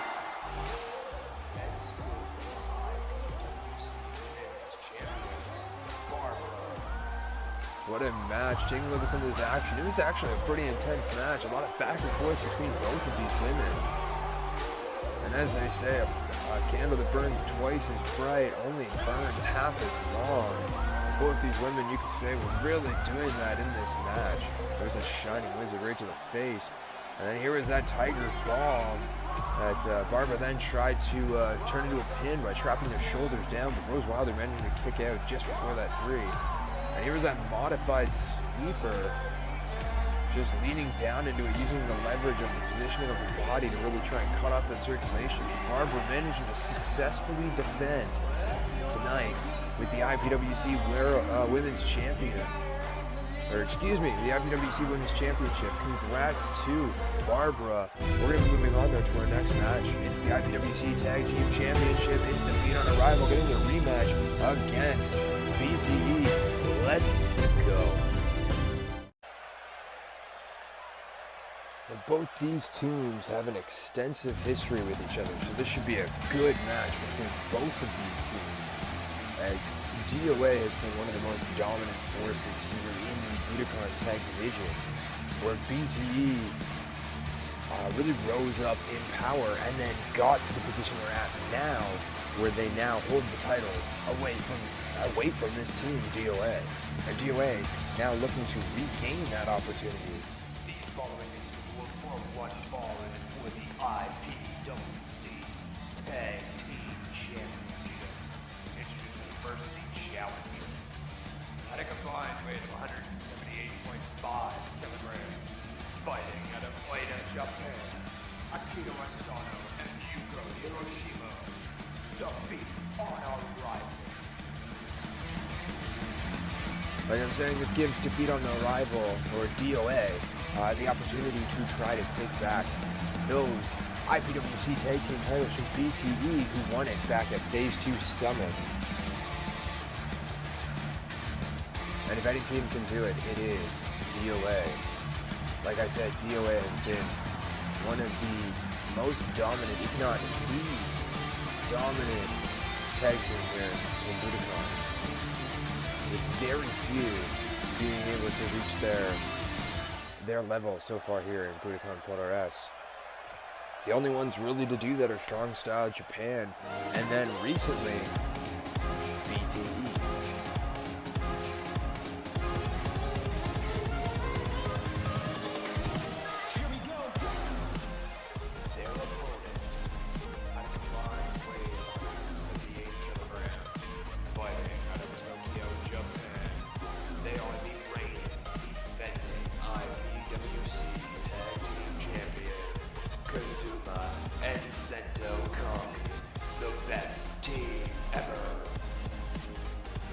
Now I always mix up the Kami brothers, Sento and Kazuma.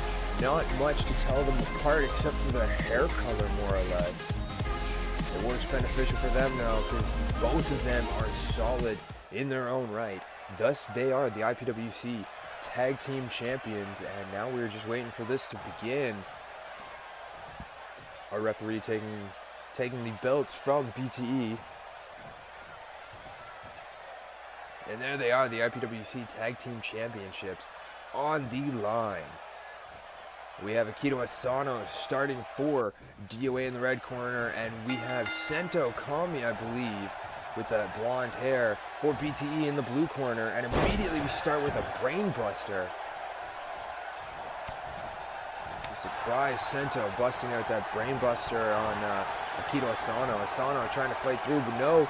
Oh, what a neck breaker there by Sento Kami. Both men going back and forth.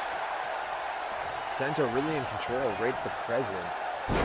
Oh, another slow brain buster there, really taking his time with it, enjoying the moment. Both these men.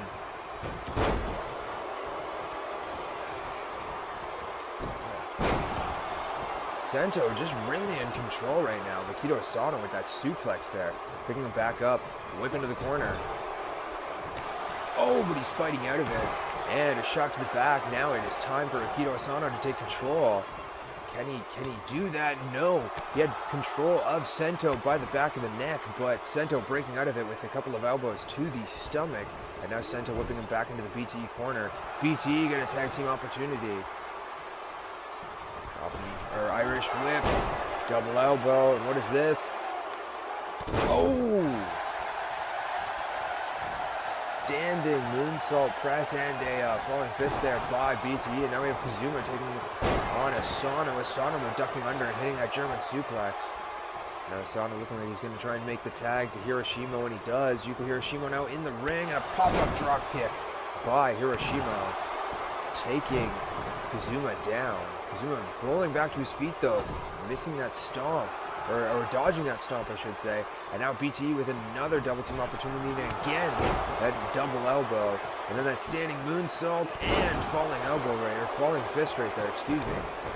And now, Sento back on the attack, this time on Hiroshima.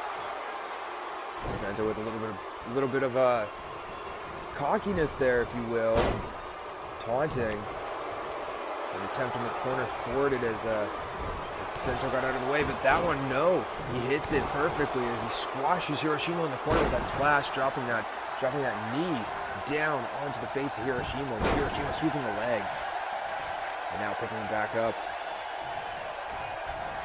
Whip into the DOA corner. Will we see their first double team opportunity? No. Sento trying to fight into the corner and sending them all the way across to BTE's corner. And BTE another double team opportunity. They're going to take advantage of this. What is this? Oh! Assisted suplex. And now just working him down on the ground. Picking him up, but a sweep of the legs by Hiroshima. And now Hiroshima trying to regain control for DOA, or find some control for DOA in this match. A double team opportunity here as they get the tag, and double thrust kicks right to the face of Kazuma, but Kazuma getting back up and trying to get a double team opportunity of his own, but Akito Asano not allowing that. And now Asano taking him corner to corner. Over to the DOA corner again, and another double team opportunity for DOA. They're making up for time lost. It looks like, oh, Hurricanrana into the powerbomb, or Super Rana into a powerbomb, excuse me. Like I said, these teams know each other, so I'm expecting to see a ton of reversals here, tons of double team opportunities. There's the double super kick again, or the double thrust kick, if you will. Desperation tag there by Kazuma to Sento. Sento trying to set something up, but a reversal by Akito Asano into that inverted DDT. Now Akito Asano on the attack for DOA, and there is no one in the BT corner. Only a one count there for DOA against Sento. And now they have him isolated. They can really utilize whatever they want to do, trapping him into the neck breaker. And now pulling him over towards the DOA corner. This is a great plan. As not only does he have no one to tag, now you're creating distance for him to try to make tags.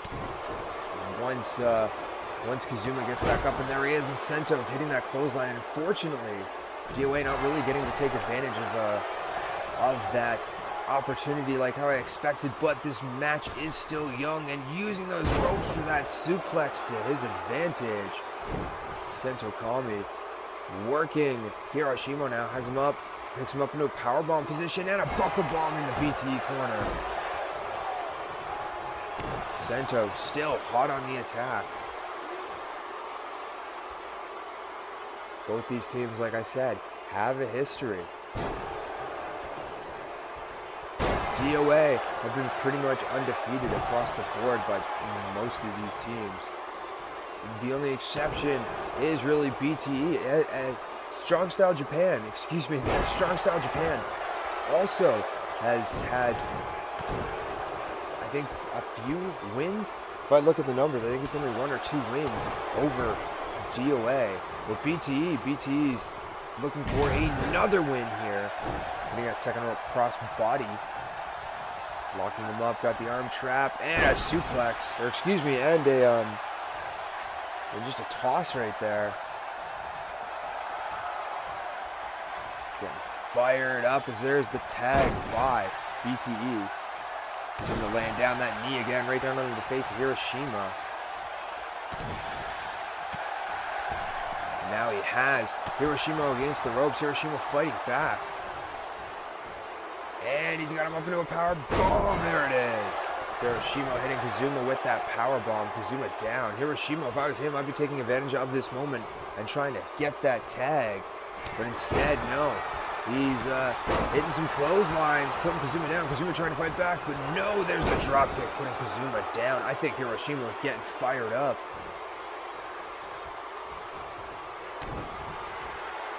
Oh, what is this? He's got him. Oh, Kazuma reversing that with a shot. And wow, a thrust kick out of nowhere, catching him right in the face.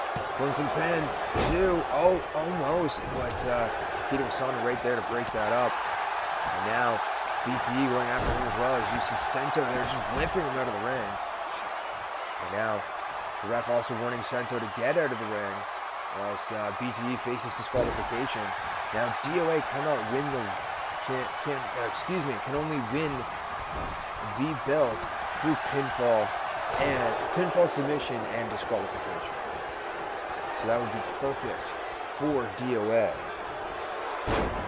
Right now DOA working any concept that they can to beat Kazuma down. You see another tag made there by DOA. Right now though, Kazuma trying to fight back, utilize this time in the corner to maybe get Akito across to his corner, but Akito not allowing that. Oh, what a backstabber by Akito Asano. He's going for the pin. 1. Only a 1 count. Our champions managed to kick out early. Just after that 1 count, ducking under the wind of that German suplex, just dropping Kazuma right onto the back of his head. And now dragging Kazuma over to the DOA corner. And another tag. Hiroshima now in. Picking up Kazuma. What is his game plan? These guys normally think outside the box, so oftentimes they will oh wow, what a capture suplex there by Kazuma. Now Kazuma going for the tag to Sento, and there it is. Now trying to set something up, but Sento getting thwarted there as Hiroshima gets him into the corner and hits that flying forearm. And now it looks like he's trying to I'm not exactly sure what he's doing. Oh, he's looking to make the tag to Akito Asano. Asano now in, going after Sento. Shot to the stomach, a kick to the leg. Irish whip. Sento, though, reversing with a fireman's carry. Has him against the ropes. We're going to use that again to his advantage. Bouncing him off the ropes into that suplex.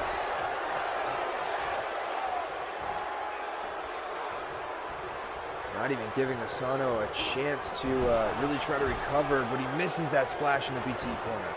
And now Asano whipping him into the DOA corner. Will they make a double team opportunity out of this? No, they do not. And again, going corner to corner. Back to the BT corner. BT getting the double team opportunity. The best team ever, really trying to show their worth here tonight with that backdrop and that The front flip senton into the ring off the ropes. Now, you saw Hiroshima there reaching for a desperation tag, but Kazuma really shutting down the angles and hitting a triple clothesline concept, or a triple clothesline combination. And now trying to set up that best leg lock ever. There it is. He's got the combination locked. He's got that arm in the modified Kimura and that leg just trapped. And the angle itself isn't even, is also extremely painful. But Akito Asano not tapping out. He misses that super kick, and now Akito Asano getting him into the corner. And here we go. We've seen this before in other matches, DOA, with these rapid tags just to stomp out an opponent in the corner. Right now, Kazuma is on the unfortunate receiving end of this stomp fest by DOA as we just keep seeing rapid tags.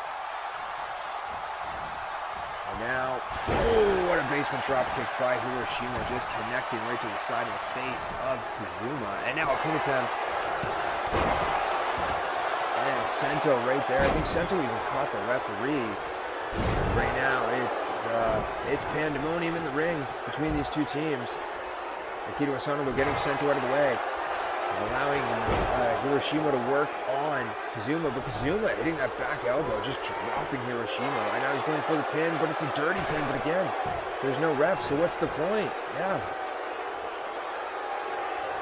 I guess time to inflict some more damage. Hiroshima taking advantage of it himself, and a clothesline there knocking Kazuma out of the ring. You see Sento down there in the bottom corner, still trying to recover from his altercation there with Asano. Oh! Just pushing him outward towards the stage and just dropping him on the back of his upper shoulders and the back of his head. Putting him back up. And a suplex onto the side of the stairs, catching Kazuma right in the back, and now whipping him down across the other side here of the outer part of our ring, right in front of our audience here at Nissan Stadium. And our referee continuing his 20 count. A punch to the face by Kazuma. Kazuma trying to set something up, but Hiroshima fighting back, sending that arm. Trapping it. Kazuma, though, fighting back with a series of punches right to the stomach of Akito Asano. But both these men going back and forth. Just both men wanting to take an inch and turn it into a mile. So we saw there a suplex by Akito Asano onto the outside risers. Not much protection there around the outside of the ring. Both men back into the ring. One Irishman into the corner. And a flying forearm smash by Hiroshima, catching Kazuma. Kazuma now down. And now, going towards the center of the ring. This could be the opportunity that he needs. Isolating him out here in kind of a no man's land. He wants to try a submission. It will take quite a distance for Kazuma to make it to his corner, or to the rope for that matter. But no, inverted DDT, dropping him back down. And a knee. Just dropped right into the face of Kazuma. Hiroshima just relentless. Like I said, DOA will stop at nothing, get these titles back. Kick right there to the back of the head, catching Kazuma. And again, Kazuma just down. He might be unconscious from that. Coming back up, he's in a daze. Oh, but he misses the thrust kick. Oh, but a drop kick by Kazuma. And now Kazuma picking up Akito Asano. Kick to the back of the leg by Asano, but Kazuma returning the favor. Now locking up. Snap suplex.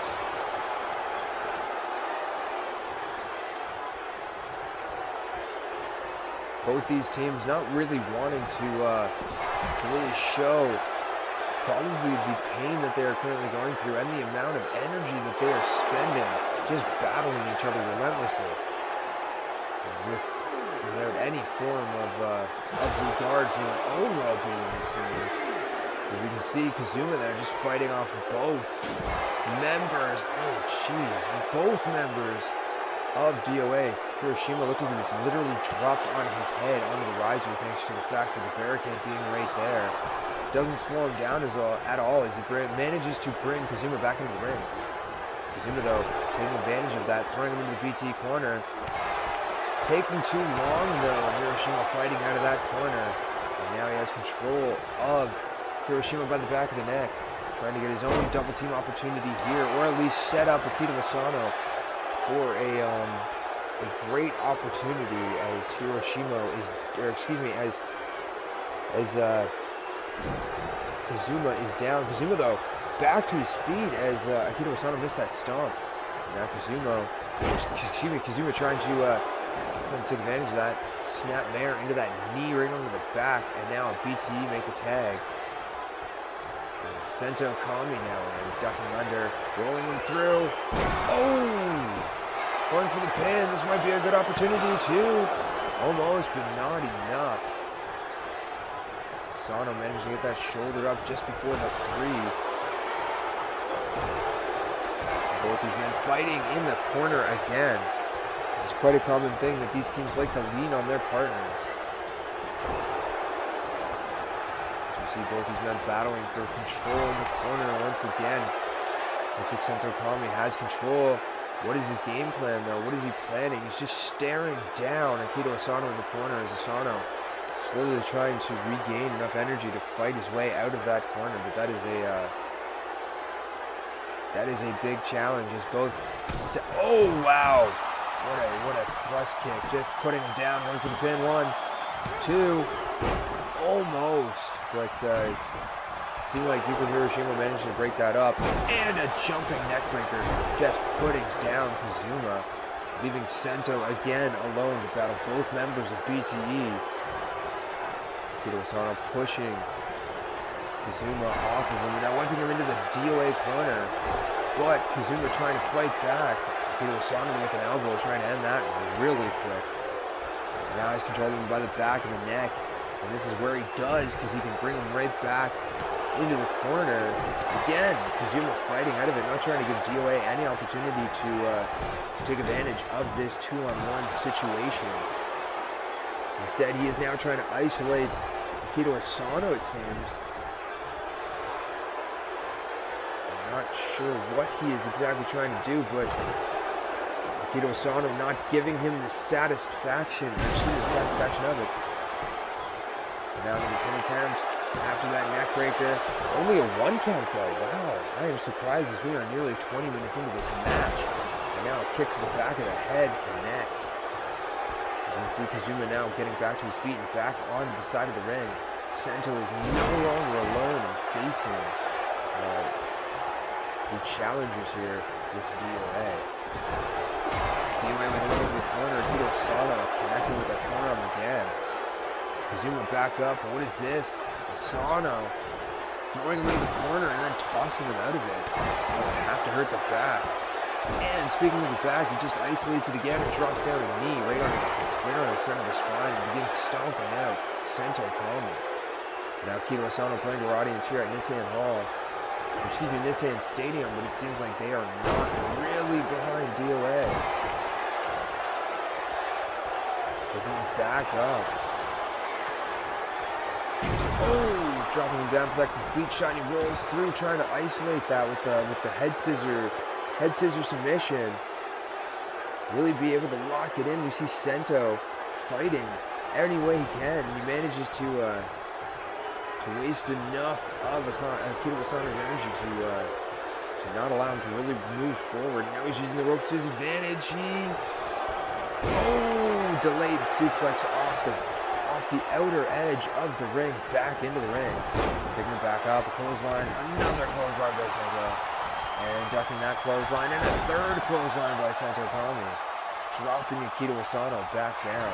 And now ducking under, throwing him through. Oh!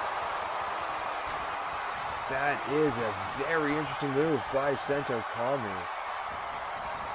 Trying to set something up, but Akira Asano slipping through, and now Asano kicked the stomach. He's got him up, and there it is. Going for the pin. 2. And thankfully, Kazuma Kami breaks it up for his brother, allowing BTE to continue, but BTE not in a good position right now as DOA has been constantly on the attack for at least the last 5-6 minutes. But just as I say that, the electric chair driver reversal. Asano trying to get off those ropes, but Nakami not allowing him to. Irish whip and just tossing Asano right over him. And now picking Asano back up. Whip again into the corner. This time into one of the white corners. Turning him around.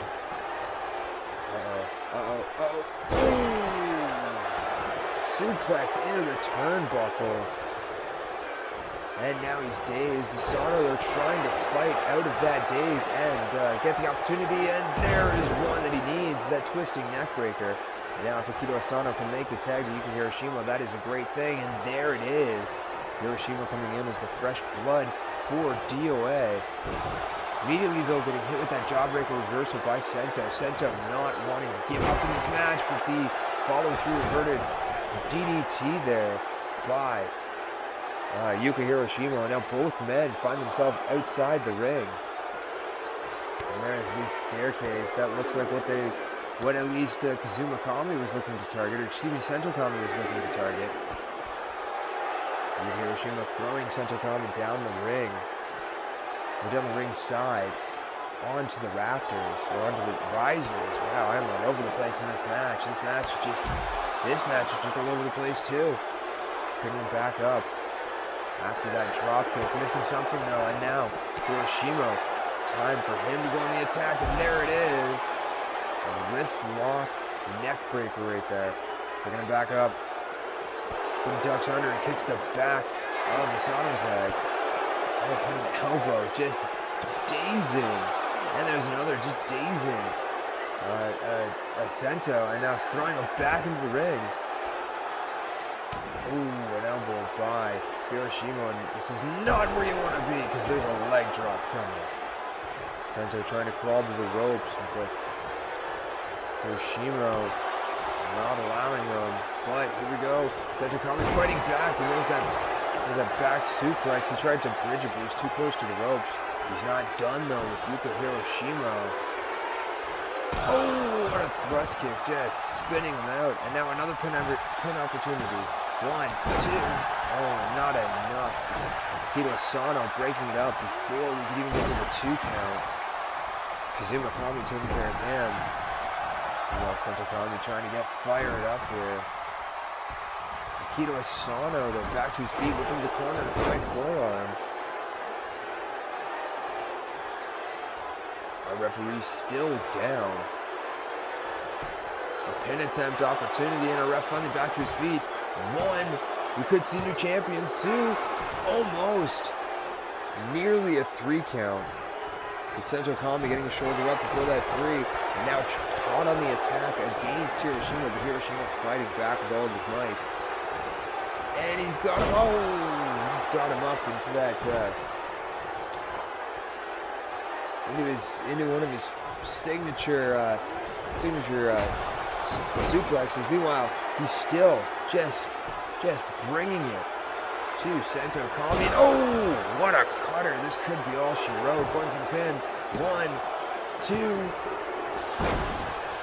Wow, if it wasn't for Sento kicking out, I don't think Kazuma would have made that. Sento, though, back to his feet, trying to fight and beat down on Yuka Hiroshima. He's got him dazed, locking up with him. This is not really where you want to do this, though, right in front of Akito Asano. If Asano really wants to get you while the ref isn't looking, he can punch you right in the face. Snap there. Throwing the knee into it, but Hiroshima just shaking that off. Back to his feet. Irish whip reversal, though. And now BTE making another tag. Zuma now the legal man. Meanwhile, he gets hung up in the ropes. Elbow to the face. And a slow twisting neckbreaker by Kazuma. And stomping down on Hiroshima. Hiroshima not getting out of the way of those stomps either. Just taking it. Hiroshima, they're trying to fight back with a European uppercut. And a whip into the corner. And a flying forearm smash by Yuka Hiroshima. Oh, but Kazuma fighting back with an arm drag reversal. He's Coming down to a knee. Has him by the back of the neck and throws him over the ring. Or over the ropes, out of the ring. And again, going back after him outside the ring. Fireman's carry reversal. Oh, just drilling Kazuma's face off the edge of the corner apron. Just trying to fight back, trying to get Yuka Hiroshima back into the ring. He does. Going under and another back suplex. And just stomping down on Yuka Hiroshima. And now tying up that arm and tying up the leg. And here we go, another one. The best leg lock ever. Will Yuka Hiroshima tap to Kazuma Kami? And he does. There it is. Your winner and still the IPWC Tag Team Champion. The best team ever. What a match. Let's take a look at some of the action here. A lot of back and forth by these teams. Not as many double opportunities as I expected, but still a great match nonetheless. DOA was throwing everything they could at them, trying to really put down BTE, but BTE just kept pushing and pushing through everything. There's that backstabber by Akito Asano on Kazuma Kami. But here are your reigning defending IPWC Tag Team Champions, Kazuma and Sento Kami. Congrats, boys. We'll have to keep an eye on these champions to see who their next challenger is, who their next big hurdle is to overcome in the tag team division, and we will have to keep an eye on DOA and see what happens to them, see how they recover from this. This is the ending of this past season and the starting of a new after all. We're going to be moving on though to our next battle. It is the IPWC Juniorweight Championship. Kenshi Satoru getting the opportunity to take on GONZO. And like I mentioned at the beginning of the show, this too is a rematch clause because Kenshi Satoru was the former IPWC World Juniorweight Champion. The following is scheduled for one fall and is for the IPWC World Juniorweight Championship. Introducing first the challenger, being accompanied by Mr. Atsuji Satoru, weighing 99 kilograms, fighting out of Osaka, Japan, Kenshi Satoru. Kenshi Satoru being accompanied by his father, Mr. Atsuji Satoru, as we heard earlier, is no longer going to be part of this company after tonight. I don't know what that means about Kenshi Satoru, but it looks like he is out here focused and ready to take on the IPWC World Juniorweight Champion GONZO and gain back his title here tonight at Champions Hall 2. The question is, will he be able to?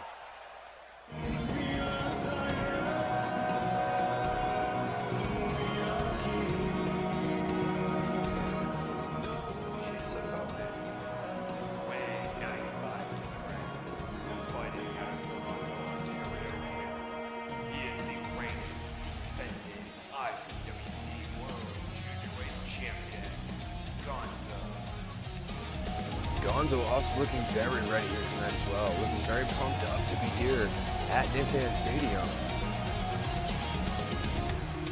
with the IPWC World Juniorweight Championship around his waist.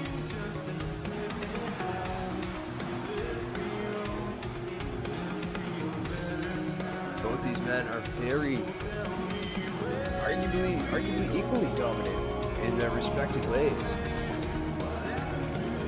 The question will be who can come out on top.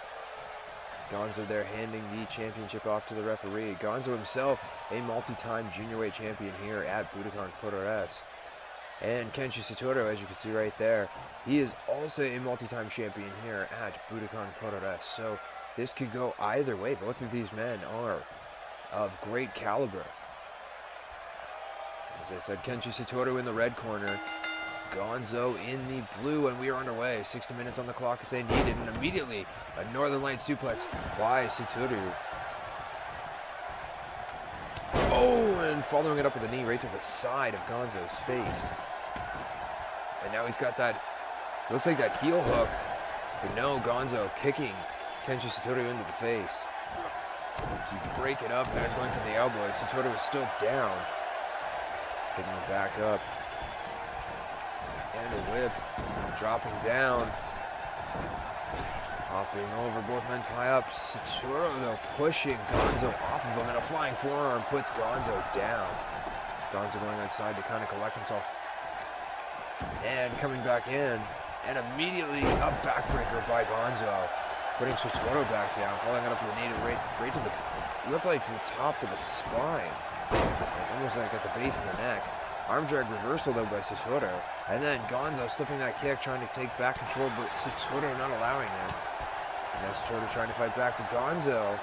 Locking up. Has him up into a neck breaker. Both these men really bringing a fast intensity to this match.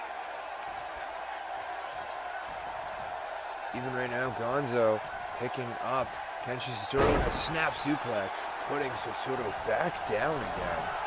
And now he's trying to collect himself just on the outside of the ring, on the ropes. And GONZO just spearing Satoru down right onto, it looked like he hit the rafters, didn't even hit the mats. Or excuse me, the risers. Sweeping the leg, putting him down. Oh, that looked like that flying forearm caught him a little bit. Maybe caught the edge of the elbow. Both these men going back and forth. Satoru trying to get back into the ring, but GONZO not allowing it with that rolling neckbreaker. GONZO pumped up, picking Satoru back up as you can hear our referee with his 20 count. GONZO throwing Satoru back in the ring and then following him. Stomping him down to keep him from getting up, and now GONZO really trying to take advantage of this momentum swing in his favor. Another snap suplex, and again locking off the head and running an elbow right down into the top of the forehead of Satoru. Now isolating that neck.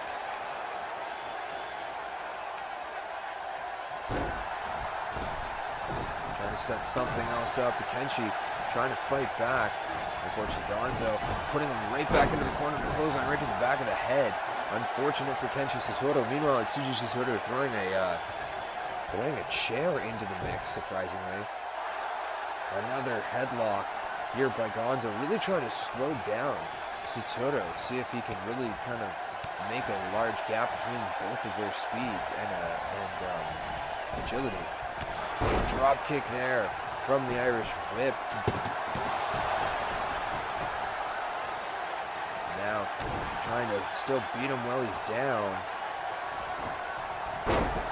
Arm drag reversal though, and it looked like Satoru landed a little bit awkwardly onto that chair, rolling himself outside of the ring, and now coming back in, a referee now getting rid of that chair. Meanwhile, oh, what a toss, just grabbing GONZO by his head and throwing him over his shoulder. GONZO coming back into the ring to try to avoid everything that was going on there, and some neck chancery. GONZO now going for the pin. Will this be enough? One. No, it is not. Slipping that kick. Satoru back to his feet and a German suplex.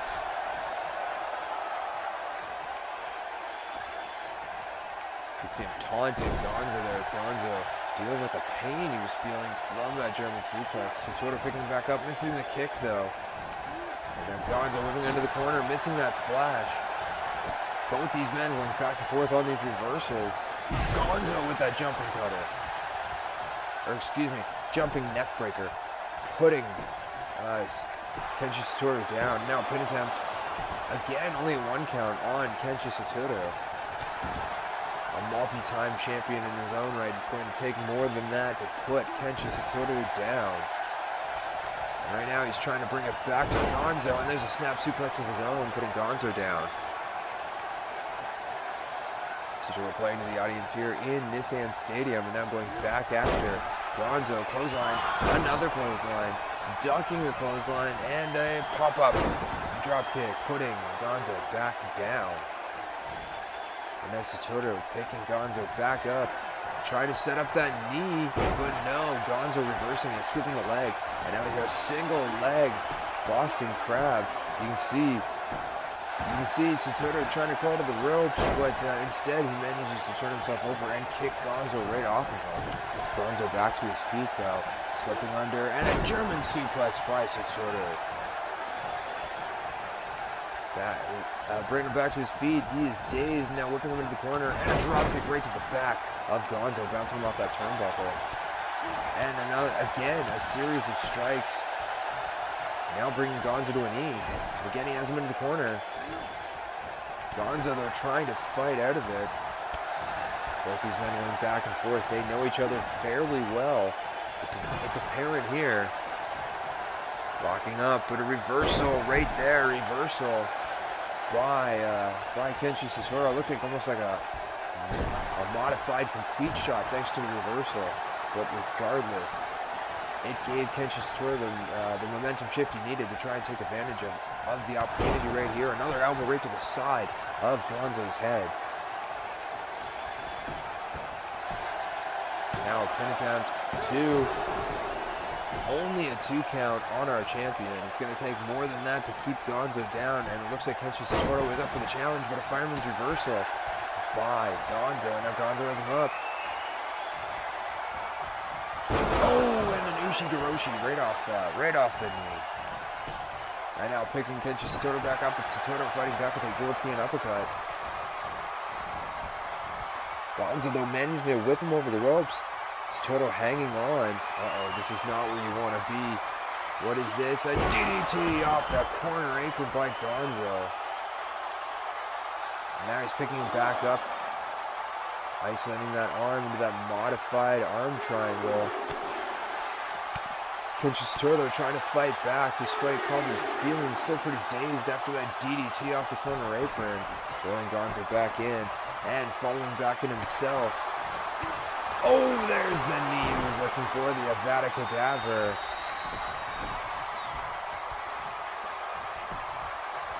This could be all she wrote right here. 1, 2. No, it is not. Gonzo getting the shoulder up just before the 3 count.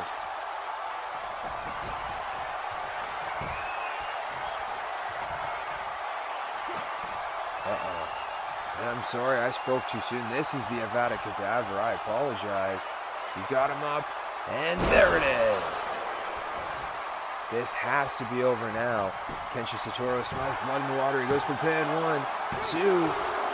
And again, somehow Gonzo manages to get his shoulder up just before the 2 count. Satoru, though, not finished. Going after that modified arm triangle. Trying to make Gonzo submit. Will he be able to? A referee looking on for any sign of submission or breakage from Gonzo. Satoru, every time he lifts him, is applying more and more pressure to that arm triangle. But unfortunately, it only goes so far, and he has to let Gonzo go. But it doesn't look like he's done. Gonzo, though, reversing now with that shoulder tackle, putting him down. And now playing to our audience at Nissan Stadium, though, he should turn around because, yeah, Kenshi Satoru is back to his feet, and there's the forearm smash. Picks him back up. Whip into the corner, and a splash, but it misses. And all that Kenshi eats is the top turnbuckle leather. Kick to the stomach, and a snap DDT. Going for the pin attempt off of that. Will this be enough? 1, 2. No, it is not. Close, but no cigar. I think we might have to see an experience clash here in order to see this finish off in Gonzo's favor. Whip over the ropes, and Gonzo again knocking him down. Knocking him out of the ring. Kenshi Satoru at least landed, looked like a little bit on the safety mats before rolling onto the risers. You can see our IPWC board members that are in attendance here standing back, protecting themselves from the action in front of them. As Gonzo picks Satoru back up. Satoru fighting back with that elbow and another forearm smash, putting Gonzo down. Discus elbow. Gonzo kind of in a daze, but he's trying to fight back that side kick, but he gets thrown down to the other side of the ringside. Our audience here, our Budokan Puroresu fans here and around the world, I'm sure, are really enjoying this match right now. I know I am. Trying to set up that kick, but a clothesline by Gonzo. Gonzo getting back into the ring to avoid the 20 count. Kenshi Satoru slowly rising to his feet. He gets back into the ring. What is this? Oh, Gonzo trying to set something up, but Kenshi Satoru too close, and he misses. He's going for the pin attempt off that mistake, too. He almost had it from the mistake of Gonzo over-calculating or under-calculating. Trying to set up a moonsault or a lion salt, but misses. And Gonzo going after that knee. And another pin attempt. 2. Almost gets it, but again, not enough. Both of these men, despite messing up some moves, they will not give up or be pinned thanks to those moves. Clothesline to the back of the head by Gonzo, connecting in the corner. Satoru back down, and Gonzo now dragging Satoru out towards the center of the ring. Isolating that head, and running an elbow right under the top of the forehead. Excuse me. Setting him up. He's got him up again into another Ushigoroshi. And a shot to the back. Gonzo, I think, is feeling really pumped up. We might see an experience clash here. Although I spoke too soon. Kenshi Satoru sweeping the legs of Gonzo. Gonzo, they're coming back with the jawbreaker. And he's got him up, and he catches him. It looked like, oh, and there's the experience clash. Going for the pin. This could be over. 1, 2, 3. Your winner and still the IPWC World Juniorweight Champion, GONZO. What a look at the action. What a match. Let's take a look at the action. As we're saying that, unfortunately, Atsuji Satoru or I shouldn't say Atsuji Satoru, but Kenshi Satoru just stormed out of the ring, up the stage, and he is no longer present here. But taking a look at some of this action, I don't know why. He had a great match here with Gonzo. There's a lot of back and forth, a lot of great moments. Kenshi brought out a great game. Unfortunately, just fell a little short to Gonzo. And here's one of the reasons why the Ushigoroshi just nailing right to the back of the head. And there is your retaining IPWC World Juniorweight Champion, Gonzo. Congrats to him. We'll have to keep an eye on Kenshi Satoru and see how he recovers from this loss to the champion. And we'll also have to keep an eye on our champion to see who challenges him next. But what a win for him here tonight at Champions Hall 2. Congrats again to GONZO. Up next, though, we got the AOW World Championship. Danny Dyer taking on the champion, Joshua Borne. This has been long awaited, and it is here now.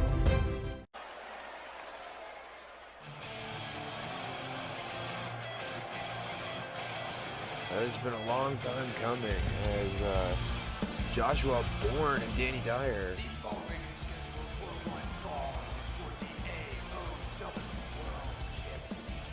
Introducing first the challenge. Weighing 95 kilograms. Fighting out of the United States. Danny Dyer. As I was saying, this match was to happen a long time ago, as Danny Dyer and Joshua Borne have been destined to intersect for quite some time.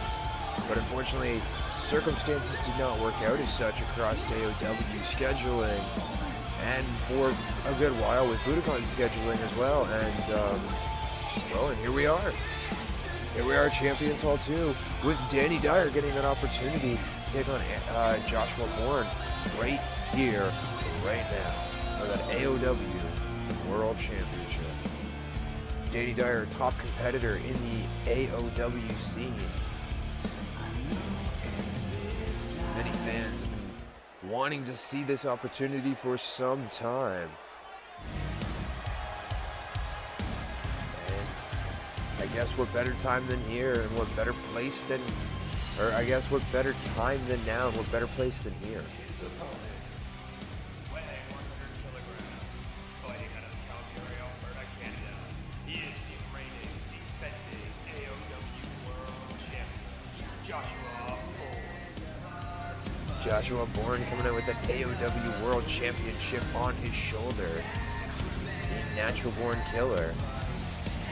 Looking to continue his reign. We watched there at Phase 2 Summit him. He successfully defended the AOW World Championship. Will he be able to do it again tonight? Danny Dyer is on another level, apparently, according to the AOW statistics. Will he be on the same level as Joshua Borne, or will he be on a whole other level above him for that AOW World title? But that's the thing, Joshua Borne is very skilled, and he's a very critical style fighter, always thinking about the game plans, always thinking about the next move. Danny Dyer, though, himself is experienced in his own right as well. Anyways, there's a ref taking the AOW World Championship and showing it to both the challenger and the champion, holding it up for our audience here at Nissan Stadium to show them what is on the line. Bell rings and we are underway. And immediately Dyer going for that suplex. Kick to the back of Borne and following it up with a series of strikes to the face. Trying to keep Borne down early on with some really rough striking combinations. Tying up that arm, getting back control, but Borne with an elbow right to the face to break up that back control. And now quick brain buster there to Danny Dyer. Dyer though back to his feet, and a clothesline knocking Borne right out of the ring. Borne slowly getting to his feet after that tumble outside. Dyer, though, joining him outside. Now both men fighting in front of our Nissan Stadium audience here on the ringside. Or on the floor around the ringside, I should say. Or I guess on the risers, or... yeah, risers, actually, that's what they are called. I've been messing that up all night, people. I apologize. This is a new setup that we have here for Champions Hall. And, I'm certainly impressed with how they did the setup. Right now, we have these men fighting on the stage. Joshua Borne bringing it back to the ring. Dyer quickly behind him. Irish up into the corner, and a flying... wow, that looked like an elbow almost more than a forearm. A referee trying to break up the choke out in the corner, though, by Dyer. Dyer letting it off. Again, playing to our audience here. Borne still down. Going for that pin attempt. Will this be enough? No, it is not. Not even a one count on our champion. Dyer, though, quick on the attack. Pulling Borne out towards the center of the ring. And an elbow right to the back of the head. And picking him up. Borne, though, with that shoulder tackle to put him back down. Kick to the stomach, though, by Dyer. And Dyer has him up. Oh, sit-down pile driver. Borne, though, right back to his feet. And a brain buster of his own. Dyer slowly trying to get back up after that brain buster. Turns around to see Borne right there, whip into the corner. Borne again getting hit in the corner, and down he goes again, and another chokeout attempt by Danny Dyer. Our referee watching on. Dyer breaking it up before our referee Reniki Saba could do anything or say anything to him. Smart move, in my opinion. Always play one step ahead of the ref, and it makes it hard for them to call any tactics when they do anything dirty. Right now, he's got control of Borne. Complete shot there by Dyer, putting Borne down face first onto the mat. Pulling Borne out towards the center of the ring, and another pin attempt, one. Only a one count this time on Joshua Borne. Dyer still, though, quick on the attack. Borne trying to get back up, but Danny Dyer not allowing him to do it without a suplex. And again, more strikes to the face. As you can see, there is some animosity between both of these men. Dyer has been hunting Borne down for so long that I think the emotions are getting to him in the moment. And as we're seeing here, he's doing anything and everything he can to really take down Joshua Borne. In fact, even possibly look to maybe even shorten his career a little bit. Got another pin attempt, almost a 2 count, but still not enough. He's making slow progress against our champion. Another whip outside of the ring. Dyer quick to follow Borne as he fell out there. Arm drag reversal by Borne. And now Borne throwing Dyer across the ringside. Slipping that kick. Both these men going back and forth. Shot to the stomach, another one. And a third one to break up that hold. Borne getting back into the ring. Forcing Dyer to make a decision to follow back in as well. Borne, though, using those ropes to his advantage to daze Danny Dyer using the ropes to daze Joshua Borne, but he doesn't take advantage of it, surprisingly. And Borne now making him pay with that wrist lock Hurricanrana. And now Borne continuing his attack while Dyer is down, trying to make these tables turn, trying to shift the momentum of this fight so far. 2 clotheslines, ducking under. Oh, and what a hook kick to catch him. And now Borne seems like he's really trying to ride this momentum and change it up. Dyer, though, catching that kick and a single leg Boston Crab. Joshua Borne trying to pull himself to safety or kick off, and you see him roll there to kick Danny Dyer off of him and release himself from that single leg Boston. Meanwhile, Dyer trying to fight back with the jawbreaker, and a clothesline puts Joshua Borne down. Picking him back up while Borne is still a little dazed. What is his plan? What is he looking for? Is he trying to get over towards the turnbuckle? Unfortunately, our ref, Renny Kasaba, getting in the way of Danny Dyer's plans, allowing Joshua Borne to fight back. Borne trying to set something up, but Dyer breaking it up. Dyer trying to go up to the top rope, but not even thinking about Borne just being able to attack him and knock him off. So he fell to the outside of the ring, and here we are again on the outside of the ring. Borne, and Dyer this time bringing it back in and getting Borne to chase him. Borne looking in the corner, and a clothesline, follows it up with a bulldog. And now the smack talk begins from Joshua Borne to Danny Dyer, and the pin attempt won. Only a 1 count. Our challenger showing his resiliency here against the champion. Back and forth again by these men. Dyer dropped to a knee. Borne pulling him back up looked like by the hair on the back of the neck. He's got him against the ropes. Irish whip. Oh, trying to set up that kitchen sink, but Danny Dyer getting out of the way. Another snap brainbuster though by Joshua Borne to prove the point. And again, just attacking him while he's down, going after the limbs of Danny Dyer to find a weak point, maybe even slow him down and take away any strength that he truly has on Joshua Borne. Now he's got that headlock, trying to again slow down Danny Dyer. Our referee looking for any sign of submission or loss of consciousness, but Dyer breaking out of it with 2 elbows to the stomach. And now again, he's whipped into the corner, but this time he dodges that clothesline, leaving back control to him. What's this? He's got him up. Oh! Had his arms crossed and everything when he dropped him like that, and Dyer not taking any chances, he's still on the attack, although taking a breath there to collect his thoughts before he looks for the finish. Trying to set something up, but no. Capture suplex. Borne feeling the momentum shift there again as he caught that capture suplex on Danny Dyer as Danny Dyer was looking for the finish. And now Joshua Borne throwing him out, and what is this? A suicide! A suicide senton over the top rope out to the ringside, landing on Danny Dyer, and then around the world DDT onto the mat outside, onto our safety mats on top of those risers. Danny Dyer trying to get back into the ring. Might be a wise position for him as Joshua Borne just Oh, and again, as he was trying to get back in, Joshua Borne taking that to his advantage and using the ropes to do a round-the-world DDT, slingshotting himself into it, using that inertia to cause extra damage, and now he's got the chin lock. And another pin attempt by Borne. Only a 2 count this time. Borne and Dyer trying to get closer and closer to that 3 count. So far, I feel like Joshua Borne might be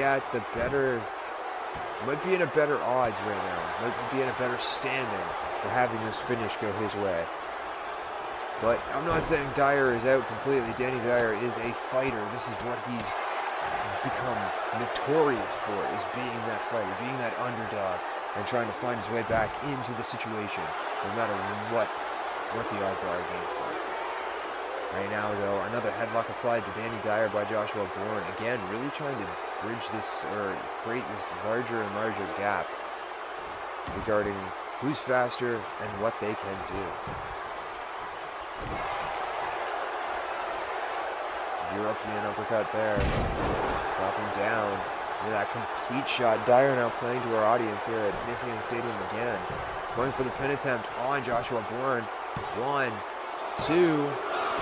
Again, almost the 3 count, but not enough. Borne kicking out before the 3. Picking him back up. And looked like an exploder suplex there by Danny Dyer. Dyer trying to pick him back up, but Borne sweeping the legs. Now Joshua Borne picking up Danny Dyer, and what's this? He's got him up on the shoulders in the fireman's carry. And drops him face first onto that top turnbuckle. Trying to set up a basement drop kick, but Danny Dyer getting out of the way. Now Dyer pulling him towards the center of the ring. Going for that pin attempt again. 1, 2, and again. Danny Dyer failing to keep Joshua Borne's shoulders down. So now he was working on the shoulders. That might be a good game plan by Danny Dyer if he's looking to defeat Joshua Borne as soon as possible. I'd be targeting the shoulders, I'd be targeting the arms, and I'd be targeting the legs. You start breaking the foundation of all these weapons available to Joshua Borne. You might stand a chance. Clothesline there by Danny Dyer, knocking Joshua Borne down. Borne though fighting back with that sweep and a stomp, and now he's got him back up, and oh no. Got him up in a powerbomb, and there it is, a powerbomb. He bridges over. 1, 2, almost gets it, but Dyer managing to break the bridge. You can see Joshua Borne though, it seems like he's in a new place, not even really breaking a sweat about what's going on. And he's got him back up in a powerbomb position. And a buckle bomb to the back of Danny Dyer. Joshua Borne really trying to break him down as much as possible. Soulblight has him on the ropes now too. And now Dyer getting thrown over the ropes, but hanging on to the edge of the mat. And oh no! Sit down powerbomb on the outside mats by Joshua Borne. Jesus Murphy, I'm surprised Danny Dyer was even able to get up. Borne though making sure he stays down with that kick. Jesus Murphy trying to set up that Soulblight, but Danny Dyer fighting back. Dyer getting back into the ring. That might be the safest place for him at this point. With all the moves that have taken place outside of the ring that could have been career-ending. Dyer still somehow managing to find the energy to get back into the ring.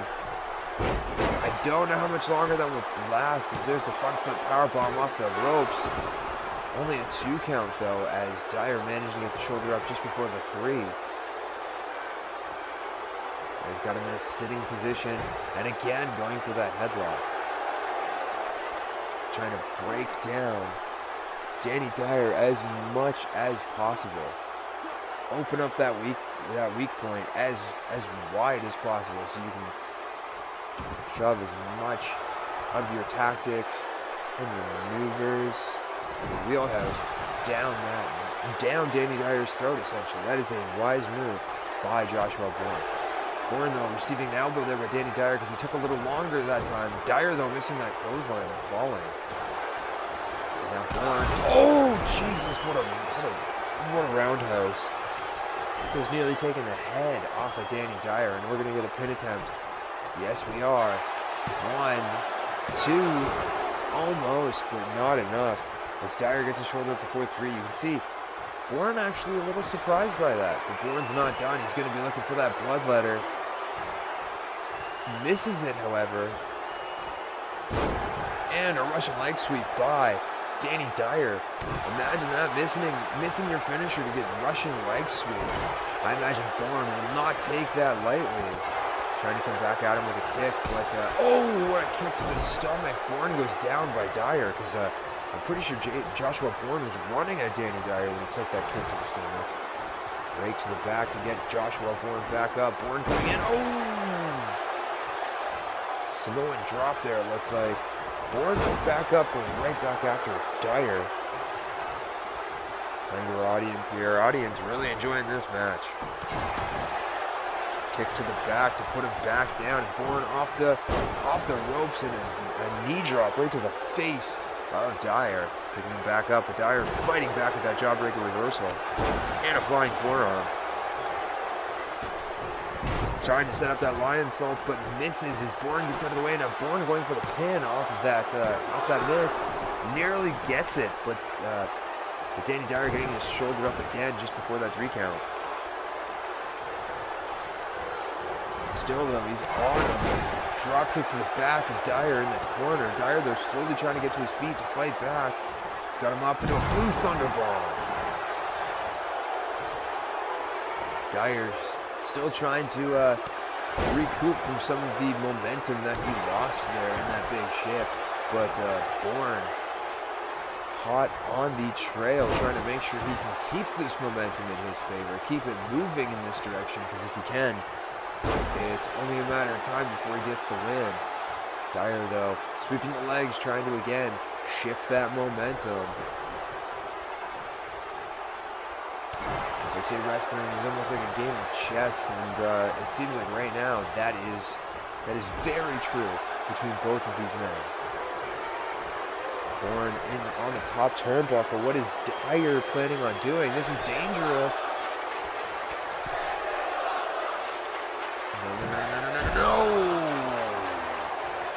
Superplex to the outside. Borne landing only on the risers, no mat whatsoever. But Borne right back to his feet. I guess that's what you get for when you kick right back up from being pile driven out of the ring.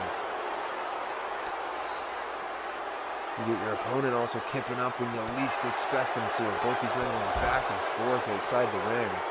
Clothesline there by Dyer, putting Borne down. Now he's going to try and get him back in the ring, and he does. And an elbow drop right to the side of the head to push Borne in further, going for the pin attempt. 1, 2, only a 2 count. Danny Dyer looking frustrated right now that he can't figure out how to put the AOW World Champion away and become the new AOW World Champion. And Joshua Borne showing just that, why he is the AOW World Champion. And another buckle bomb. Just trying to destroy the back of Danny Dyer. Dyer's still down. Borne going for that pin. 1, 2, almost, but not enough. Borne picking Dyer up. Dyer, though, following through with that arm drag, getting the reversal. Now he has Joshua Borne trying to collect himself in the corner, but Danny Dyer not allowing it. Dyer going after him, but Borne isolating that shoulder. We've seen him do that a few times now, isolate certain limbs. Kick to the stomach. Oh, what a gutbuster. Just dropping him down on that knee. No care, no concern, just pain. And again, now going for that chin lock. Again, trying to create a bigger divide between him and Danny Dyer. I apologize for that. Trying to create that bigger gap between them and their speed and agility. Russian leg sweep, though, again by Dyer as he was missed in the corner, sidestepping Joshua Borne's attack. Borne coming back at him with that chin, with that jawbreaker, and sweeping the leg. Oh, Jesus Murphy. Dyer, I can't believe he's back up after taking that. It looked like a shooting star press off the ropes, but there's a sit-down pile driver by Dyer onto Borne. Borne is down. He's not moving. And if I was Dyer, I would take this opportunity and go for that pin. try and get the win here. This is the perfect opportunity. Instead, he waited for Borne to roll over so he could stomp him down. And again, kick him back over. Borne slowly trying to get to his feet, but again, Danny Dyer just attacking him every time he tries, dragging him towards the center of the ring, even though Borne's trying to get back up. Borne finally back to his feet. Dyer, though, oh, what a backbreaker, or an arm backbreaker there. Now he's got him locked up. What a submission, but Borne looked like he scouted that, immediately had an answer to throw him off. And Borne ducking under on the rope into that DDT. Kick to the face. But Borne with a kick to the stomach. He's got him up and again into that gut buster. Off the ropes, and again a knee dropped down right onto the face of Danny Dyer. Dyer, though, with that jawbreaker reversal, coming back at him, kick to the stomach. And he's got him up into that brainbuster, and he's going for that pin. Will it be at 1, 2? No, it is not. Borne getting that shoulder up just before the 3. I could have sworn we were about to see a new AOW World Champion. Borne, oh, victim of that hangman guillotine.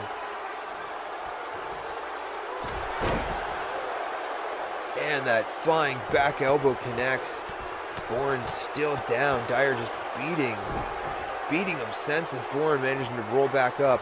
And a snap suplex, trying to slow down this change of the tide, so to speak, with Danny Dyer. Dyer, though, fighting back relentlessly. Sitting under that complete shot. And a knee right to the face in return by Borne. And again, dropping down with that knee right to the face. Borne now stalking Danny Dyer, trying to figure out what's his next move. Going again back after those limbs, which is, in my opinion, very smart. You break stuff like pin down too. Almost gets it, but not enough. As I was saying, if you take out things like their legs, like their foundation, their weapons, essentially, like their fists and their arms, they become, any fighter becomes relatively inept for any fight going on after that. So if any fighter starts targeting limbs, it is a good tactic. Unfortunately, you have a lot of fighters who know that tactic and are willing to work around it and find other methods in order to combat those type of tactics. Dyer getting driven into the rope there, it looks like, by Borne. And there's that kick again to the face, putting him down. Borne could have the win right here. He's just got to go for the pin. He's rolling him out. There it is. Going for that pin. This could be over right here. 1, 2. No, it is not. Again, Dyer getting that shoulder up before the 3. What is Borne up to now? He's going up to that top rope. This is a dangerous gamble. Trying to hit that elbow drop, with Dyer rolling out of the way. There was nobody there but the mat. Now what is this? He rolls him up. Going for the pin. 1, 2. Almost gets it, but not enough. Almost using the ropes there to his advantage.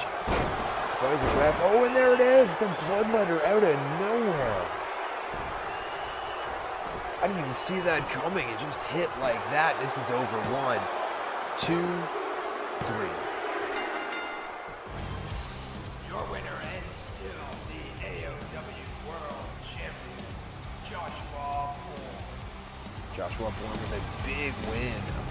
An amazing defense. Take a look at this action. This was a lot of back and forth by both of these men. Danny Dyer came in and brought his A game, that's for sure. Not even his A game, his double A game, his triple A game. For Joshua Borne. Joshua Borne, though, just a great champion. Really good at scouting his competition and successfully defending his title. Really moves it. These are great moments in this match between Joshua Borne and Danny Dyer. But unfortunately, the better man is still the champion tonight for AOW. And there it is, your AOW World Champion, Joshua natural born killer.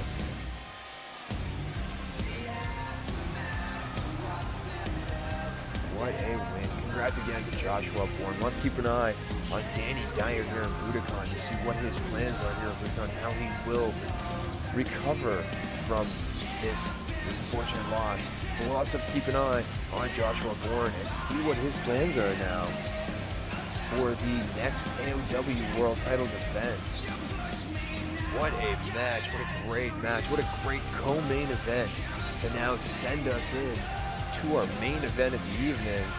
And you know what our main event of the evening is, ladies and gentlemen. We all know what it is. It's been a long time coming. It is the IPWC World Heavyweight Championship on the line. The Phase 2 Summit Champion, PADRINHO, taking on our IPWC World Heavyweight Champion, HADOKOA. It is main event time. The IPWC World Heavyweight Championship on the line tonight. Let's go.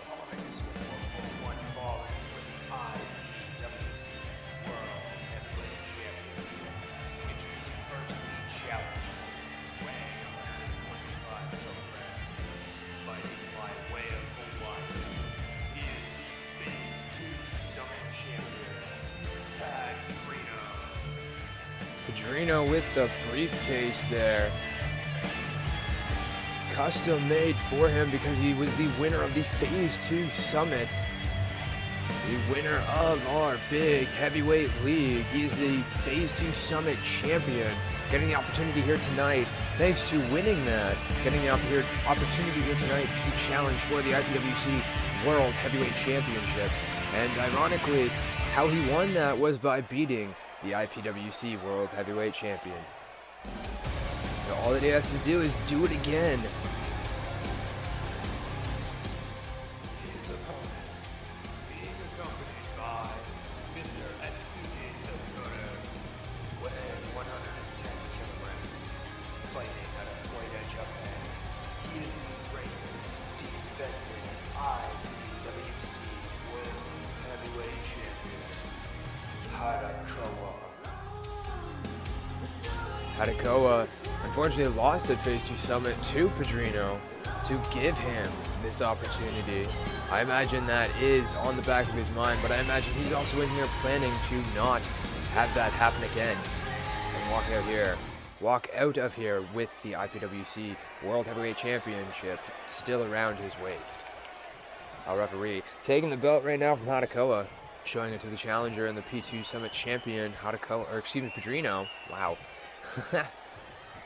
And there he is, showing the belt to everyone here at Nissan Stadium. This is it. This is the main event. Here we go. 60 minutes on the clock if they need it, but I don't know if both of these monsters, these giants, will need this. Immediately, PADRINHO just manhandling HADOKOA. Using that chin lock there to slow down or possibly injure HADOKOA. Find an opening for PADRINHO. Jawbreaker there by HADOKOA though, and follows it up with a kick. PADRINHO though back to his feet, and again slamming HADOKOA's face into the mat. Snap suplex there, and a pin attempt. One. Only a 1 count. Now, both these men have history with each other thanks to Phase 2. And I imagine we're going to see that play a part here tonight. Well, it has played a part already, as both of these men are battling here tonight in our main event because of it. But I imagine we will see PADRINHO trying to follow the same game plan. Another pin attempt, only a 1 count again.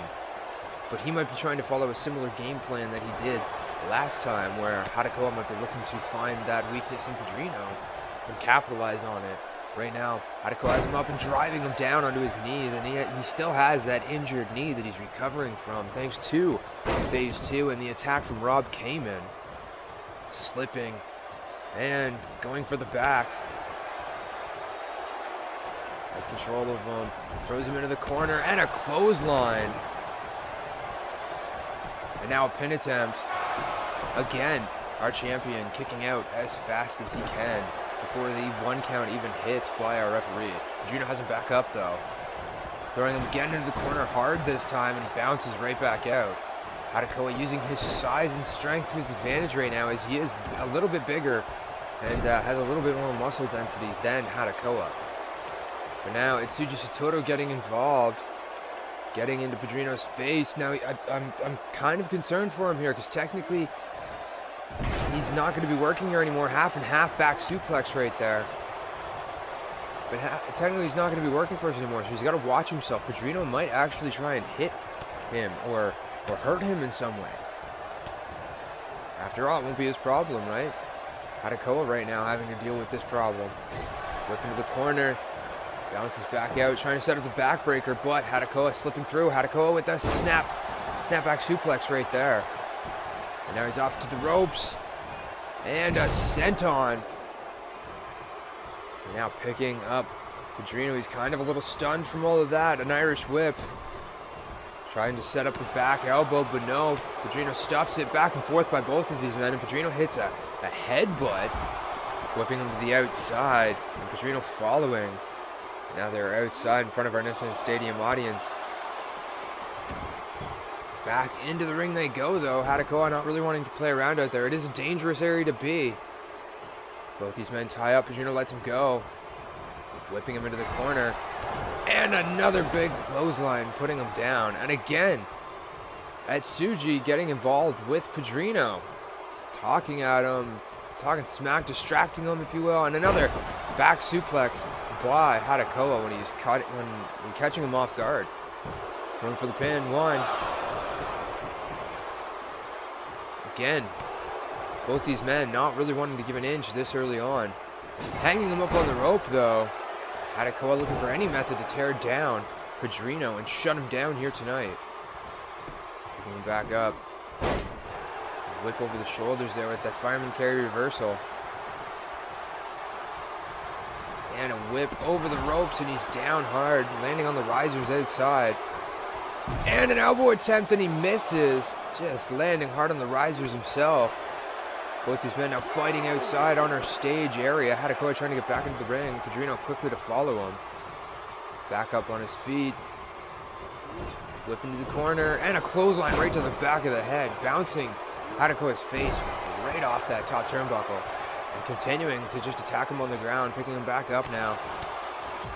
A series of strikes stuns HADOKOA, but HADOKOA with that jawbreaker reversal and a kick to the stomach. He's got him up. Oh! Just dropping him down in that Canadian cutter. And Atsuji again throwing in a chair. I'm not sure why. This didn't prove effective earlier for Kenshi Satoru in his match against GONZO for the IPWC World Juniorweight Championship. I don't know if this is a good idea now for HADOKOA to try to worry about a chair when Padrino right now clearly has the upper hand.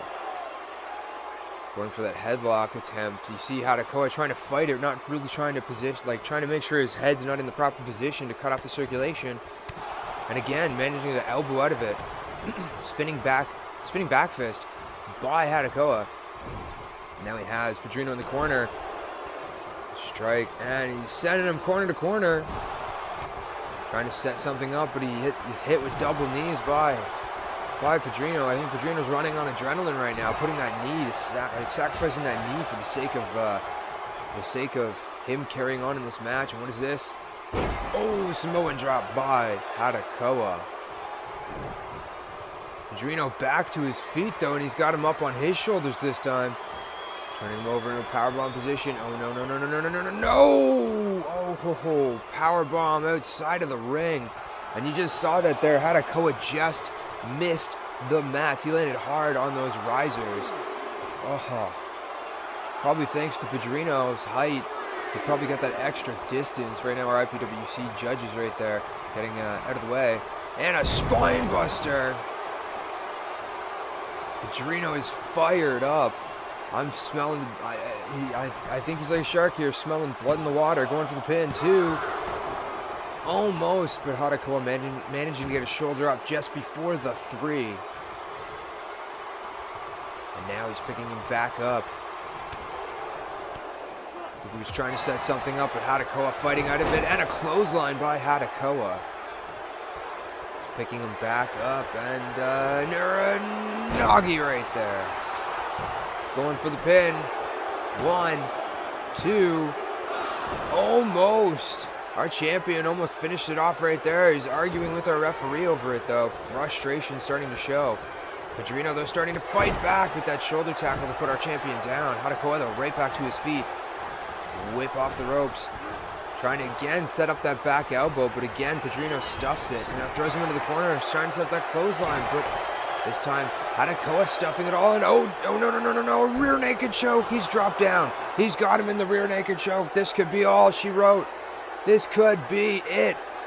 Our referee looking for any sign of submission or loss of consciousness, but no, PADRINHO fighting out of it. Headbutting the face of HADOKOA. That's who you end up with a broken nose, too, by the way.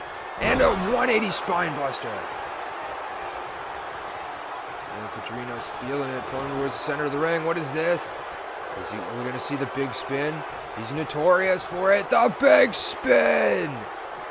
Round and round and round we go. Where we stop, HADOKOA has no clue where, because he's going to be way too dizzy for it. And there it is, just getting dropped hard. A pin attempt. This could be it right here. But Satoru getting onto the side of the ring and distracting our referee from making the count. PADRINHO, though, not giving up any chances, just getting right back up and attacking HADOKOA. But HADOKOA fighting back. Kick to the stomach. What is this? Another Canadian cutter. And it looked like Satoru getting kicked out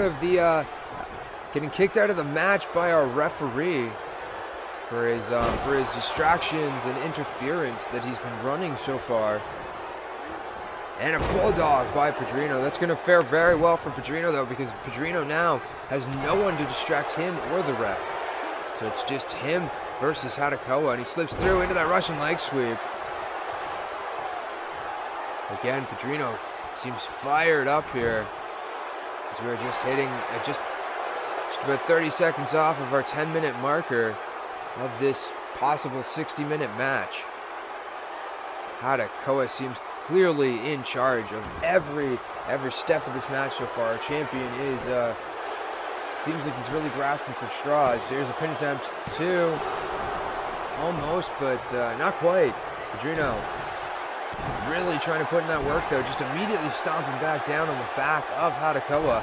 Kick to the stomach and a DDT. HADOKOA is back down. He hasn't really had the ability to put up a proper defense in quite some time, and PADRINHO really trying to work that in as much as possible, driving that knee right down into the mat. And another pin attempt. Will this be it? 1, 2. Again, HADOKOA kicking out. PADRINHO, though, again, not finished. Picking him back up, a whip. Oh, HADOKOA finally starting to fight back. He hit that European uppercut, and then a drop kick. PADRINHO now outside the ring, trying to collect himself. HADOKOA following him out there. Both men going back and forth, it seems. And chop for chop there. And again, just going back and forth. And there it is, HADOKOA clotheslining PADRINHO to put him back down, going back into the ring. PADRINHO slowly trying to get back up. Uh-oh, we've seen this happen. There it is.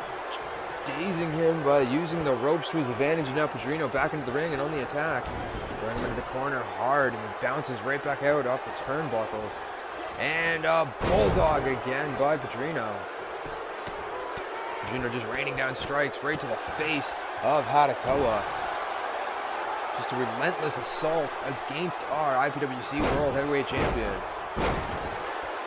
Driving his head into the mat there at that point. Another pin attempt, 2. And again, another kick out by HADOKOA. PADRINHO seems like he's just beating him senseless, but I guess that is true. If he had any sense in him, he probably would lie down and stay down and not continue to take this onslaught by... Oh, wow! Power slam reversal out of nowhere by HADOKOA. Is the champion back in the saddle? 1, 2... Oh, wow. Almost a 3 count, but PADRINHO getting the shoulder up just before. HADOKOA trying to pick him up, but no, PADRINHO just tossing HADOKOA. Hadokua back to his feet, but he's dazed. He's on the shoulders now in a fireman's carry. Reversal into the elevated DDT. A lot of back and forth between both of these men. Neither of them want to lose, and I understand why. The IPWC World Heavyweight Championship is on the line. It's one of the most prestigious belts that you can find out there. It's one of the most prestigious belts in the game. And right now, PADRINHO seems like he is getting ever more close to winning it.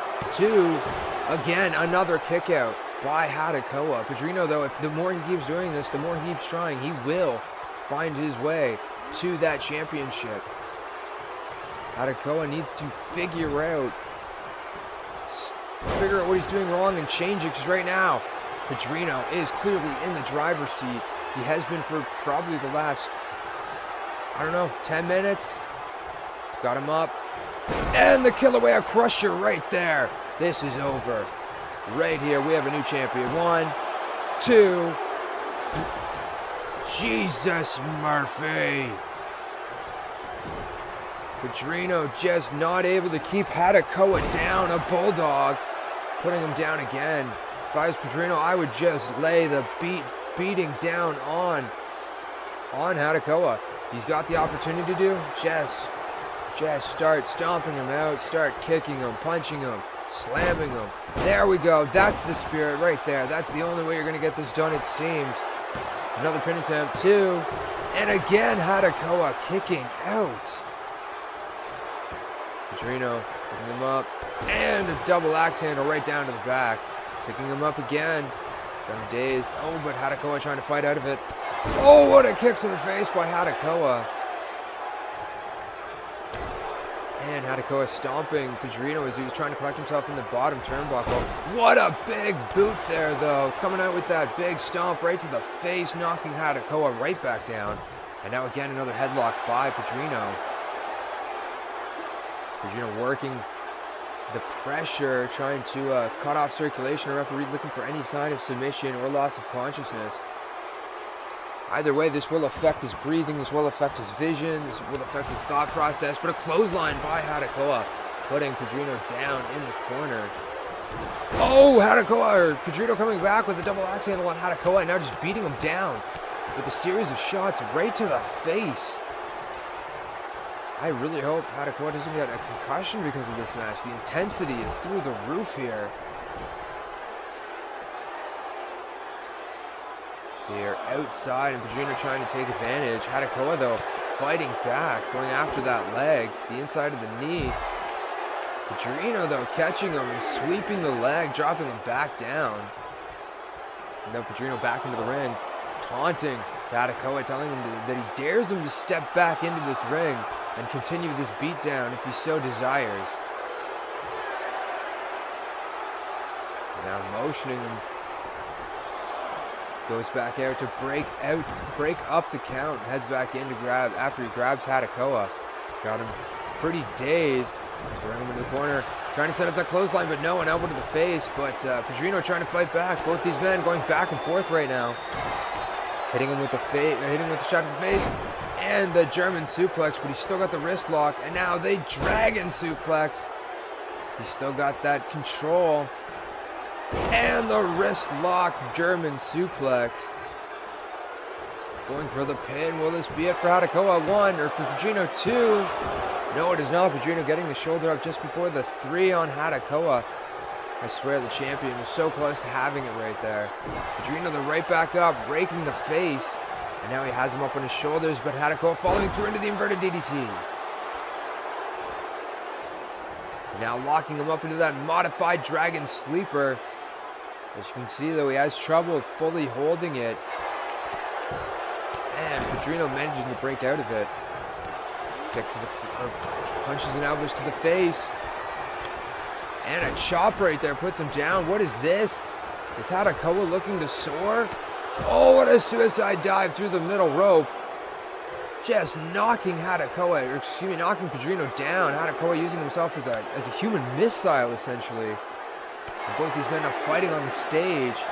HADOKOA getting back into the ring. PADRINHO following him, but also using those ropes to his advantage to knock HADOKOA silly. HADOKOA, they're trying to come around before he can get in. But unfortunately, that doesn't work. Now Padrino trying to continue to ride that momentum from just a little while ago. And again throws HADOKOA out of the ring.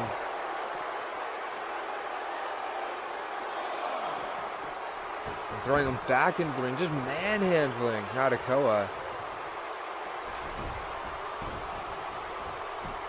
And now what is this? The pin attempt, 1, 2. Almost, but HADOKOA getting the shoulder up just before the 3 again. Padrino going up to the top rope this time. We saw this fail when he tried to do it outside the ring. The elbow inside though, and again he misses. HADOKOA getting out of the way just before that elbow drop, and then but that elbow connects there for Padrino, and the double axe handle puts HADOKOA back down. Both these men jockeying for control right now, and there's the spine buster. What an elevation he had to that one. Picking him back up. HADOKOA really out of it. Oh, Jesus, just driving him down there. HADOKOA, though, fighting back with that elbow to the face. And a clothesline, knocking Padrino down, and now a pin attempt by HADOKOA. 1, 2. No, it's not enough. Padrino kicking out before the 3. Raining some shots down. Trying to trip him up, but Padrino stepping out of the way and now has control of HADOKOA by the back of the neck. Rope to rope with that Irish whip. HADOKOA, though, getting out of the way. And a release belly to belly. That was an impressive move to do, considering the man is fairly tall comparatively to HADOKOA. Trying for that Boston Crab, but far too close to the ropes. Referee calling him out on it.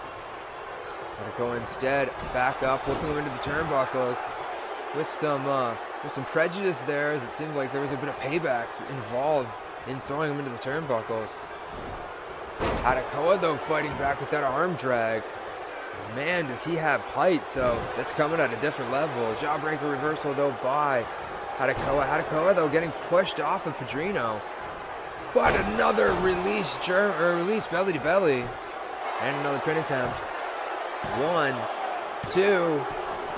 Not enough. Padrino kicking out before the 3. The IPWC champion must be a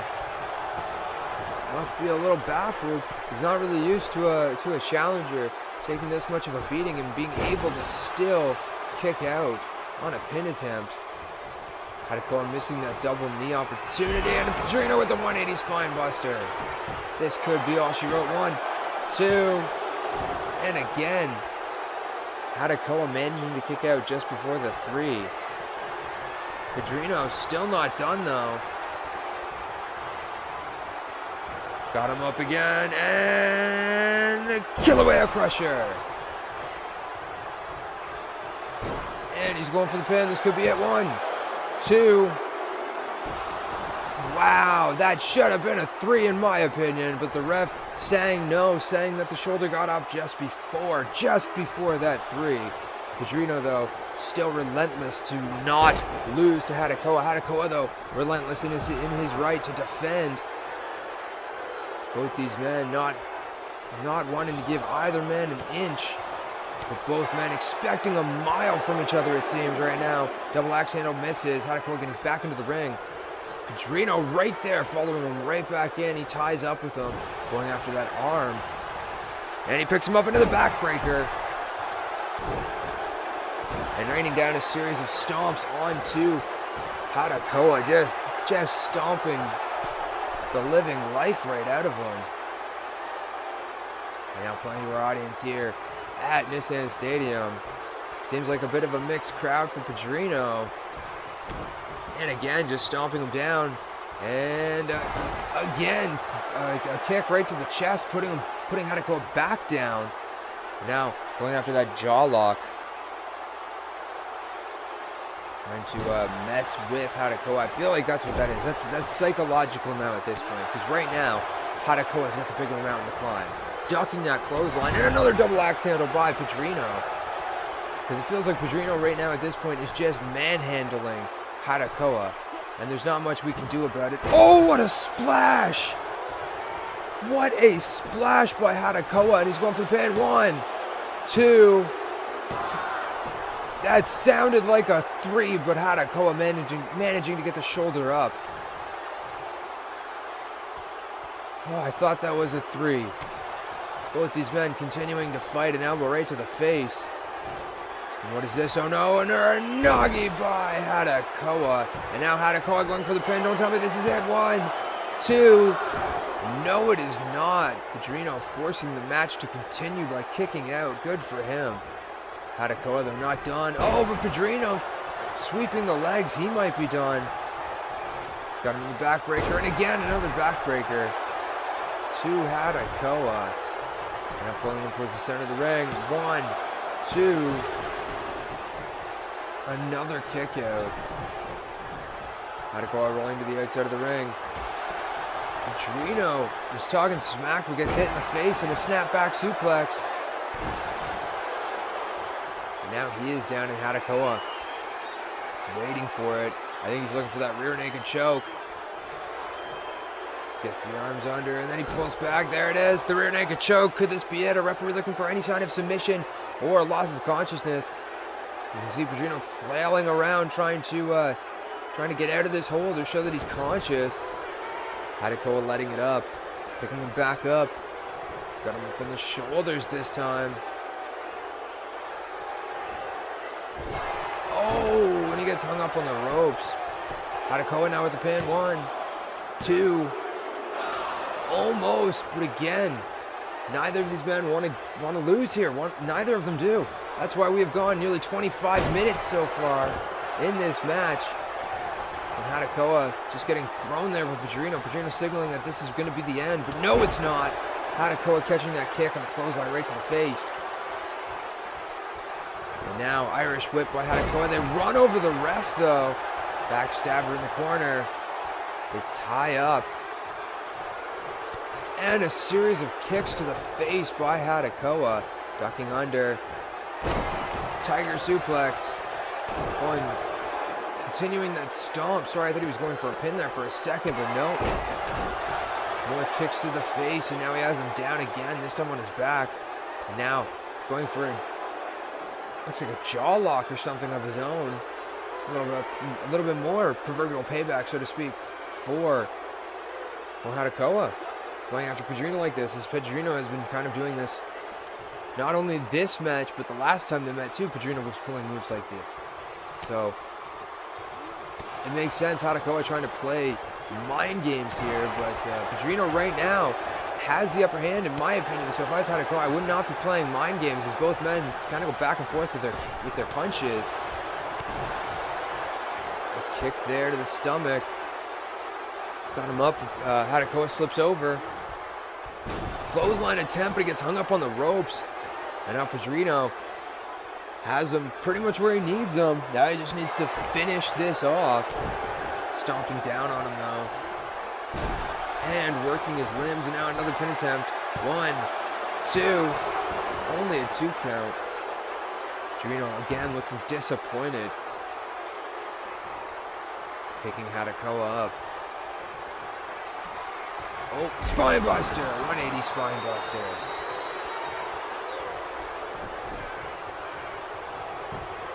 And a pin attempt off of it, 1, 2. Only 2 after dragging, I guess, yeah, after dragging HADOKOA out a little bit to make the pin. Did waste a little bit of time. HADOKOA coming back with that jawbreaker and the kick right to the face. And now he's picking him back up. What a slap there to daze PADRINHO, and now whip into the corner, and the elbow, and the Uranagi. Has him down, and now another pin opportunity by HADOKOA, our champion. 1, 2, and again, PADRINHO kicking out of it. He's got him back up, trying with the punch, but no, PADRINHO fighting back.